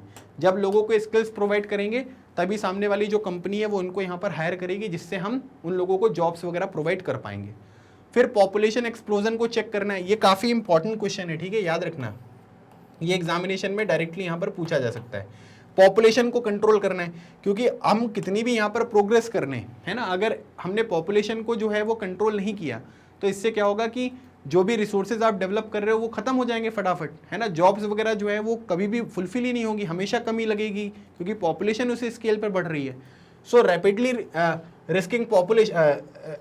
Rising population should be checked by adopting family planning and welfare scheme, ठीक है। तो फैमिली प्लानिंग जो सबसे पहले जिस देश ने यहाँ पर स्टार्ट किया था, अडॉप्ट किया था, वो था प्यारा भारत, ताकि जो पॉपुलेशन वगैरह उसको हम थोड़ा सा कम कर सकें। एग्रीकल्चर में मॉडर्नाइजेशन यहाँ पर करना है ना। क्यों? क्योंकि सिंपल सी बात यहाँ पर ये है कि जो मॉडर्नाइजेशन हम करेंगे, है ना, तो ज़्यादातर लोग जो है पॉपुलेशन आपके एग्रीकल्चर फील्ड में ही लग रही हैं, तो प्रोडक्टिविटी बढ़ेगी, थोड़ा जो वेस्ट लैंड वगैरह है ना, उनको भी हम यूटिलाइज कर पाएंगे, एग्रीकल्चर के रूप में प्रयोग कर पाएंगे, वो चीज़ें भी हम कर सकते हैं। फिर उसके बाद रूरल जो वर्क प्रोग्राम है वो इंट्रोड्यूस करो, है ना, rural work programme should be increase, ठीक है। जैसे मनरेगा है ना, Mahatma Gandhi national rural employment, ठीक है, गारंटी एक्ट, इस तरीके के जो रूरल वर्क प्रोग्राम है वो इंक्रीज करिए, ताकि जो रूरल लोग हैं वो अलग अलग तरीके से यहाँ पर काम करते हुए दिखाई दें। Developing infrastructure of economy, infrastructure of the economy should be developed, है ना, मतलब कि जो भी इंफ्रास्ट्रक्चर है, इंफ्रास्ट्रक्चर का मतलब जो कनेक्टिविटी वगैरह वाली चीज़ें होती हैं, है ना, उनको हमको यहाँ पर बढ़ाना है, ताकि यहाँ पर क्या है कि जो भी इकोनॉमी रन कर सके हमारी, वो आसानी से कर सकें। तो उससे क्या होगा कि उससे भी अगर होगा कि हमारा जो ओवरऑल जो ग्रोथ है वो भी आपको देखने को मिलेगा, और ग्रोथ में यहाँ पर जो एम्प्लॉयमेंट है वो अपॉर्चुनिटीज़ भी होंगी। फिर उसके बाद subsidies to private sector, private sector मतलब सब लोग ये सोचेंगे कि हमारी सरकारी नौकरी लग जाए, तो पॉसिबल नहीं होगा। तो यहाँ पर क्या होगा कि जो प्राइवेट सेक्टर हैं उनको भी हमको अलग अलग तरीके की सब्सिडीज़ यहाँ पर प्रोवाइड करनी पड़ेगी, है ना। आप सब्सिडीज़ उनको प्रोवाइड करोगे तो वो लोग दूसरों के लिए जॉब क्रिएट करेंगे, है ना। तो ये दोनों तरीके से यहाँ पर काम होता हुआ आपको दिखाई देगा। फिर उसके बाद है सेल्फ एम्प्लॉयमेंट के ऊपर फोकस करना, है ना, यंग एंटरप्रेन्योर शुड बी, क्योंकि अगर सब लोग यही सोचेंगे कि हमारी जॉब लग जाए, है ना, तो जॉब लेने वाले लोग रहेंगे तो जॉब देगा कौन? तो एंटरप्रेन्योरशिप के ऊपर भी हमको काम करना पड़ेगा, ताकि सेल्फ ट्रेडिंग वगैरह के साथ, फाइनेंशियल असिस्टेंस के साथ लोग अपना खुद का बिजनेस वगैरह स्टार्ट करें, ताकि जो दूसरे लोग हैं उनको भी यहाँ पर जॉब अपॉर्चुनिटीज़ प्रोवाइड की जा सकें। तो ये सब अलग अलग तरीके हैं जिनसे हम भारत में अनएम्प्लॉयमेंट वाली जो कंडीशंस हैं इनको थोड़ा सा यहाँ पर सुधार सकते हैं। ठीक है, चलो क्वेश्चन नंबर 42 देखो दिया हुआ है कि what is an economic activity, what Q various activities undertaken in the primary sector, secondary sector and tertiary sector. ठीक है, तो यहाँ पर क्या बोला जा रहा है, यहाँ पर बोला जा रहा है कि इकोनॉमिक एक्टिविटी क्या होती है, ठीक है, और इसमें से कौन कौन सी प्राइमरी सेक्टर, सेकेंडरी और टर्शियरी सेक्टर में अलग अलग एक्टिविटीज़ होती हैं, उनके नाम लिखने हैं। ठीक है, चलो भाई, इकोनॉमिक एक्टिविटीज़ की डेफिनेशन बताया हूँ मैं आपको। All the activities which give us some income are called economic activities, जिससे हमको कुछ इनकम मिलती है उसको हम आर्थिक जो गतिविधियाँ हैं वो कहते हैं, है ना। Pulling cycle rickshaw, cleaning house, selling vegetable and working in schools, factories, bank, ये सब इकोनॉमिक एक्टिविटीज़ हैं। प्राइमरी एक्टिविटीज़ में अगर आप देखोगे तो एक्टिविटीज़ कंसर्न विद कलेक्टिंग और making available material provided by nature are included. जैसे यहाँ पर एग्रीकल्चर हो गया, पोल्ट्री फार्मिंग, माइनिंग, फिशिंग, है ना। ये मैंने आपको अभी स्टार्टिंग में भी पढ़ाया था एक क्वेश्चन कि प्राइमरी सेक्टर में क्या क्या आएगा, है ना। तो प्राइमरी सेक्टर में ये हो गया। फिर सेकेंडरी सेक्टर में अगर आप देखोगे तो यहाँ पर क्या है कि रॉ मटेरियल, जो भी यहाँ पर प्राइमरी प्रोडक्ट हैं उनको कमोडिटीज़ में बनाना, है ना। जैसे अगर आप मैन्युफैक्चरिंग देखोगे, कंस्ट्रक्शन देखोगे, तो वो सब चीज़ें सेकेंडरी सेक्टर में आती हैं। टर्शरी में देखोगे तो आप यहाँ पर क्या है कि जिनको हम टर्शरी सेक्टर को सर्विसेज भी बोलते हैं, ठीक है, जैसे ट्रेड हो गया, बैंकिंग हो गया, हेल्थ हो गया, एजुकेशन हो गया, इंश्योरेंस वगैरह हो गया, ये सब आपको टर्शरी सेक्टर में देखने को मिलेगा। तो बेसिकली यहाँ पर क्या है कि ये सब सर्विसेज हैं, है ना। इसमें किसी गुड्स का प्रोडक्शन वगैरह नहीं हो रहा है, ये सर्विसेज है जो आपको प्रोवाइड की जाती है। हेल्थ क्या है, एक सर्विसेज है, ठीक है। एजुकेशन सर्विसेज है, ठीक है, जो आपको प्रोवाइड की जाती है, अपनी सर्विस प्रोवाइड कर रहे हैं, तो ये सब चीज़ें आपको टर्शरी सेक्टर में देखने को मिलेगी। तो इकोनॉमिक एक्टिविटीज़ क्या होती हैं ये आपको पता होना चाहिए, और उसके बाद यहाँ पर कौन कौन से प्राइमरी, सेकेंडरी और टर्शरी सेक्टर में चीज़ें आती हैं ये आपको ध्यान रखनी है ना। ये इंपॉर्टेंट क्वेश्चन है, 5 नंबर में भी ऐसे ही पूछा जा सकता है। चलो फिर डिफरेंट टाइप्स ऑफ अनएम्प्लॉयमेंट आपको बताने हैं, है ना। अलग अलग भी हमने डिस्कस कर लिए हैं। अब जैसे यहाँ पर देखोगे डिस्कस्ड अनएम्प्लॉयमेंट में वही था कि एक खेत में 10 लोग काम कर रहे हैं, 5 को हटा देंगे तो भी प्रोडक्टिविटी में कोई फर्क नहीं पड़ेगा। तो इसका मतलब है कि 5 लोग तो ऐसे फ्री पॉकेट में काम कर रहे हैं, उनका कोई मतलब ही नहीं है ना। तो उनको हटा दिया, तो ऐसे अनएम्प्लॉयमेंट को डिस्गस्ट बोलते हैं। देखो लिखा हुआ है कि in disguised unemployment people appear to be employed, है ना। 10 लोग काम कर रहे हैं, लग रहा है। They have agriculture plot where they find work, this usually happens among family members engage in agriculture activity, है ना। तो वो लग रहा है कि वो एम्प्लॉयड है, लेकिन उनको बाहर करने से ओवरऑल जो प्रोडक्टिविटी है उसमें कोई फर्क नहीं पड़ेगा। सीजनल अनएम्प्लॉयमेंट काफ़ी बार बता चुका हूँ, है ना, कि एक टाइम तक यहाँ पर क्या है कि वो चीज़ें अवेलेबल रहेंगी, है ना, और कुछ समय तक जो है वो आपको किसी भी तरीके का एम्प्लॉयमेंट देखने को नहीं मिलेगा, उसको हम यहाँ पर सीजनल अनएम्प्लॉयमेंट के नाम से जानते हैं। फिर एजुकेटेड अनएम्प्लॉयमेंट, है ना, आपके पास डिग्री है, ग्रेजुएट हो, पोस्ट ग्रेजुएट हो, लेकिन फिर भी यहाँ पर क्या है कि आपके पास जॉब नहीं है ना। Study showed that unemployment graduate और पोस्ट ग्रेजुएट जो है उनके पास यहाँ पर क्या है कि मैट्रिकुलेट जो है उनसे ज़्यादा अनएम्प्लॉयमेंट जो है वो ग्रेजुएट और पोस्ट ग्रेजुएट में आपको देखने को मिल रहा है, ठीक है। तो ये हो गया एजुकेटेड अनएम्प्लॉयमेंट। तो ये 5 नंबर में भी तीनों एक साथ लिखने को यहाँ पर पूछा जा सकता है, ठीक है, समझ में आ रहा है ना। चलो क्वेश्चन नंबर 44 देखो, बोला जा रहा है कि how does Sarva Shiksha Abhiyan help in improving elementary education in India, है ना। अभी मैंने आपको ऑलरेडी यहाँ पर बताया कि सर्व शिक्षा अभियान क्या है, कि इसमें एलिमेंट्री एजुकेशन जो है वो प्रोवाइड करनी है ना, मतलब कि 6 से 14 साल तक सबको यहाँ पर फ्री एजुकेशन। और ये टाइम बाउंड इनिशिएटिव है सेंट्रल गवर्नमेंट का, जिसमें स्टेट गवर्नमेंट के साथ काम किया जा रहा है, ताकि एलिमेंट्री एजुकेशन का यूनिवर्सलाइजेशन जो है वो यहाँ पर किया जाए। यूनिवर्सलाइजेशन मतलब सभी लोगों को जो एजुकेशन है वो यहाँ पर प्रोवाइड की जाए, जो 6 साल से लेकर 14 साल तक के, और फ्री एजुकेशन के अंतर्गत हमको ये काम करना है। Along with it bridge course and back to back school camps have been initiated to increase the enrolment in elementary education, ठीक है। लोगों को यहाँ पर अवेयर भी किया जाता है, ताकि लोग जो पेरेंट्स हैं वो अपने बच्चों का यहाँ पर क्या है एडमिशन कराएं, ताकि जो ग्रॉस एनरोलमेंट रेशियो है उस चीज़ को भी हम यहाँ पर इंक्रीज कर सकते। तो अलग अलग तरीके के कैंप्स के तहत जो है वो यहाँ पर चीज़ें बताई जाती हैं, है ना, ताकि एनरोलमेंट रेशियो यहाँ पर बनाया जाए। ब्रिज कोर्स मतलब कि जहाँ पढ़ाई छोड़ी थी वहीं से कंटिन्यू करना। मिड डे मील स्कीम जो है वो यहाँ पर इंप्लीमेंट की गई है, ताकि अटेंडेंस वगैरह इंक्रीज की जाए, है ना। फिर उसके बाद रिटेंशन किया जाए, न्यूट्रिशनल स्टेटस जो है वो यहाँ पर किया जाए।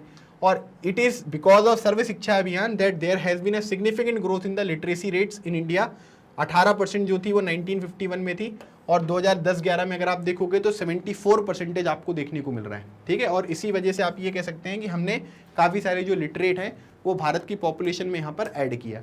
अवेयरनेस भी आप यहाँ पर बता सकते हैं, है ना, स्कॉलरशिप वगैरह जो होती हैं वो भी बता सकते हैं, उनकी वजह से भी काफ़ी सारा जो अलग अलग तरीके के बेनिफिट्स हैं वो आपको देखने को मिले हैं, ठीक है।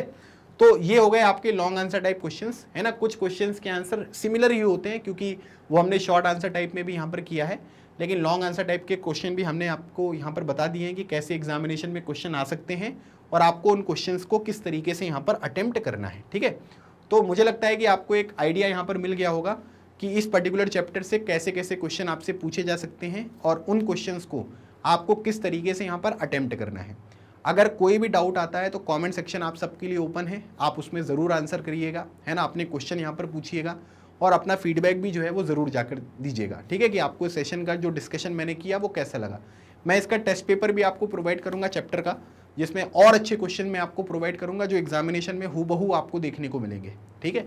तो उसके लिए भी आप तैयार रहिएगा, लेकिन इससे पहले वन शॉट रिवीजन ये वीडियो ये सब कुछ देख लो ताकि आपको नॉलेज रहे और उस पेपर को भी आप अच्छी तरीके से यहाँ पर सॉल्व कर सकें। अगर मान लीजिए कि आप यहाँ पर कुछ इंपॉर्टेंट जो क्लास 9th के चैप्टर्स हैं उनके वीडियोस यहाँ पर देखना चाहते हैं, है ना, तो डिस्क्रिप्शन में आपको कुछ इंपॉर्टेंट लिंक्स मिलेंगी, आप सबसे पहले तो उसे गो थ्रू कर लेना, ठीक है। अगर आप और सिस्टमेटिक तरीके से विदाउट एनी डिस्टर्बेंस यहाँ पर वीडियोज़ को देखना चाहते हो तो आप यहाँ पर टाइप करिएगा magnetbrains.com गूगल पर, है ना। जैसे ही आप इस पर एंटर करोगे इंडिया के number 1 100% free online education platform पर आपकी एंट्री हो जाएगी। यहाँ पर आपको देखो अलग अलग तरीके के टाइटल्स हैं, है ना, CBSE English medium, Hindi medium, spoken English, NTSE, olympiad, जो भी आपको पढ़ना उस पर क्लिक करोगे तो राइट साइड में आपको चीज़ें चेंज होती हुई दिखाई देंगी। अभी मुझे क्या पढ़ना है, 9th क्लास का पढ़ना है, तो CBSE इंग्लिश मीडियम ये गए क्लास 9 पर, जो भी चैप्टर्स हैं उनके सबके यहाँ पर आपको अलग अलग फोल्डर्स देखने को मिलेंगे। जैसे सोशल साइंस के फोल्डर्स में आप देखोगे तो हिस्ट्री हो गया, ठीक है, ज्योग्राफी, इकोनॉमिक्स, सिविक्स, ठीक है, सबके फोल्डर है। क्या पढ़ना है हमको, इकोनॉमिक्स पढ़ना है, हमने इकोनॉमिक्स के वॉच नाउ पर क्लिक किया। जैसे ही आप क्लिक करोगे पूरे के पूरे चैप्टर के जो यहाँ पर प्लेलिस्ट है वो यहाँ पर आपको अवेलेबल कराई गई है, आप इसको ओपन करके उन वीडियोस को जो है वो आसानी से यहाँ पर देख सकते हो, ठीक है। जैसे ये इकोनॉमिक्स का पहला चैप्टर है the story of village Palampur, उसका ये वन शॉट रिवीजन वीडियो है जो आपके सामने अवेलेबल है। इसी तरीके से जो दूसरे वीडियोस हैं उनको भी आप देख सकते हो। मैग्नेट ब्रेन्स पर KG से लेकर क्लास 12 तक की जो भी क्लासेस होती हैं, टेस्ट सीरीज होती है, वो आपको 100% फ्री प्रोवाइड की जाती है। कोई फीस या सब्सक्रिप्शन आपको नहीं लेना है और ना ही फीस आपको देनी है, सब कुछ आपको फ्री ऑफ कॉस्ट प्रोवाइड किया गया है। बस आपको क्या करना है कि डेडिकेशन के साथ अपनी प्रिपरेशन जो है वो शुरू करनी है। अगर आपको सेशन अच्छा लगा है तो सेशन को लाइक करें, चैनल को सब्सक्राइब करें, अपने दूसरे दोस्तों के साथ अलग अलग ग्रुप्स में इस वीडियो को ज़रूर शेयर करो ताकि ज़्यादा से ज़्यादा लोग इस वीडियो के माध्यम से अपने अपकमिंग एग्जामिनेशन के लिए चीज़ों को प्रिपेयर कर सकें, जिससे उनका ओवरऑल डेवलपमेंट भी हो और अपने एग्जामिनेशन में अच्छी तरीके से स्कोर भी कर पाओ। अगले चैप्टर में या फिर अगले सेशन में एक नए टॉपिक के साथ मैं आपसे मिलूंगा और किसी दूसरे चैप्टर का मोस्ट इंपॉर्टेंट क्वेश्चंस मैं आपके साथ डिस्कस करूंगा। तो मिलते हैं हमारे नेक्स्ट सेशन में, तब तक keep smiling and keep preparing, लगे रहो एग्जाम क्लियर करो। थैंक यू सो मच, जय हिंद।